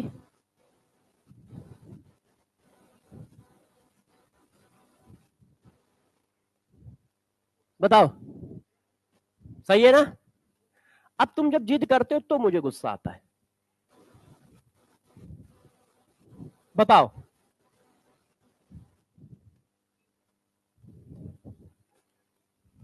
क्या ये सही है? आप क्यू को डी क्यू लिख रहे हो, डब्ल्यू को डी डब्ल्यू लिख रहे हो, मगर यू को डी यू नहीं लिख रहे हैं, तो ये गलत है। क्यों गलत है? आप समझ पाए ना? क्योंकि यू जो है वो एब्सोल्यूट वैल्यू है, काउंट नहीं कर सकते, मगर किसी की इंटरनल एनर्जी एब्सोल्यूट होती है, कर नहीं पा रहे बात अलग है, मगर वर्क हमेशा ड्यूरिंग द प्रोसेस जनरेट होता है, वो स्टोर नहीं रहता, मगर इंटरनल एनर्जी तो स्टोर रहती है। वो बात अलग है, हम काउंट नहीं कर पा रहा। जैसे देखो, तुम्हारी जेब में पैसे हैं मगर मैं काउंट नहीं कर पा रहा हूं, नहीं भी है तो काउंट तो नहीं कर पा रहा हूं ना, जीरो भी तो एक वैल्यू होती है, जीरो भी एक वैल्यू है, मगर काउंट नहीं कर पा रहा हूं, मगर है तो है। मगर चेंज अभी काउंट हो जाएगा, मैंने 10 रुपए इनको दे दिए, तुमने कहा चेंज 10 रुपए है, मगर एब्सोल्यूट वैल्यू काउंटेबल नहीं है। तो हम कह रहे हैं यू एब्सोल्यूट वैल्यू है, वो सिस्टम के पास होती है, इसलिए हमने कभी नहीं पढ़ाया यू और डी यू सेम बात है, ऐसा मैंने नहीं पढ़ाया है। तो ये नहीं लिख सकते हो, और बाकी ये सारा लिख सकते हो, क्योंकि क्यू और डब्ल्यू सेम बात है। तो चाहे आप ऐसे लिख दो चाहे आप ऐसे लिख दो, ऐसा क्यों कह रहा हूं? कुछ बुक में ये मिलेगा, कुछ बुक में हो सकता है ये मिले, ठीक है? तो टेंशन हो जाए बच्चे की कि यार ये सही है या ये सही है, कहीं ऐसा लिखा होगा कहीं ऐसा लिखा होगा, तो ये होगा कि क्या ये अलग अलग चीजें? सब सेम है, बस वैसा ना लिखा हो, बाकी सब सेम है, बाकी सब सेम बात है। क्योंकि हमारा Q और DQ दोनों सेम चीज को रिप्रेजेंट करते हैं, दोनों ही चेंज को रिप्रेजेंट करते हैं। W और QW दोनों ही सेम चीज को रिप्रेजेंट करते हैं। तो देखो फर्स्ट लॉ ऑफ थर्मोडायनेमिक्स ये आया। अब फर्स्ट लॉ ऑफ थर्मोडायनेमिक्स का ये क्वेश्चन अब हम निकाल सकते हैं। वैसे तो अभी मुझे बहुत पढ़ाना है इस पे, तो अब इसी जगह पे रोक लेते हैं, क्योंकि अब पढ़ाना शुरू करूंगा तो 20 मिनट तक पढ़ाऊंगा। अब इसको अप्लाई करेंगे सभी तरह के प्रोसेस पे, क्योंकि ये तो जर्नल इक्वेशन आई है, यूनिवर्सल इक्वेशन आई है। अब ये यूनिवर्सल इक्वेशन स्पेसिफिक सिचुएशन में कैसे जाएगी? तो सब लोग होमवर्क सुन लो भाई, सब लोग होमवर्क सुन लो। सभी बच्चे इसको रिवाइज करके आइएगा। कल फर्स्ट लॉ का पढ़ाना है और एप्लीकेशन कराने हैं, क्वेश्चन कराने हैं, और फिर इस इंपॉर्टेंट हेडिंग चालू होगी इंथैल्पी। तो कल शायद इंथैल्पी हाँ चालू हो जाएगी, क्योंकि 2 घंटे क्लास चल रही है ना, 2 घंटे क्लास में सिलेबस बहुत सही खत्म होता है, तो चालू हो जाएगी। टेलीग्राम पर जो आपका टेलीग्राम है, ठीक है, उस पर केमिकल काइनेटिक्स का वो डाल दूंगा, डीपीपी मतलब पीएनएस और वो एमपीएस और आरपीएस, है ना। वैसे तो मंजिल बैच से भी देख सकते हो, मगर डाल दूंगा। हाँ वो अभी थोड़ा सिलेबस आगे जाए, वो अलग करके देंगे। वो एक अलग 200 क्वेश्चन 300 क्वेश्चन की एक अलग सीट दूंगा, खूब कर लो प्रैक्टिस, वो समझ गया मैं। वो एक अलग दूंगा, अभी एक दो चैप्टर और हो जाए, मैं 20 जनवरी या 26 जनवरी के बाद दूंगा पूरी फिजिकल केमिस्ट्री का 300 क्वेश्चन, 250 से 300 क्वेश्चन का एक सीट। उसके क्वेश्चन एमपीएस और आरपीएस से सेम नहीं होंगे। आरपीएस एमपीएस तो मैं आपको चैप्टर के साथ क्वेश्चन करने के लिए दे रहा हूं, वो मैं आपको थोड़ा और ऊपर उठाने के लिए दूंगा कि हाँ अब इनको करो। और फिर एक और दूंगा जिसमें सिर्फ एनसीईआरटी एग्जाम्पलर, एनसीईआरटी के क्वेश्चन होंगे, इतनी चीज दूंगा, और पेपर आएगा उन्हीं से। हाँ हाँ आज होगा, कल पेपर तो कल आ गया था, मगर कल क्या हुआ, मैं दवाई खाया तो पता नहीं कौन सी दवाई डॉक्टर ने चेंज की थी, मैं खाया तो सो गया। अब सो के मैं सीधा सुबह 8 बजे भी नहीं उठ पा रहा हूँ, तरुण सर ने कई बार जगाया फिर भी मेरी नींद नहीं खुली। मैं उठाऊं वही 8:45 डायरेक्ट, और कम से कम सोया हूँ 12-13 घंटे का सो गया, 10 बजे के आसपास सो गया था, और सीधा 8-9 बजे उठाऊं, 11 घंटे मस्त नींद ली है। आज टेलीग्राम चैनल पे डाल देंगे, हाँ अपने वाले में भी इनमें भी। आज मैं वैसे एक वाईटी पे हम लोगों की क्लास भी है, तो आज उस क्लास में भी बच्चों को बोल दूंगा, ठीक है।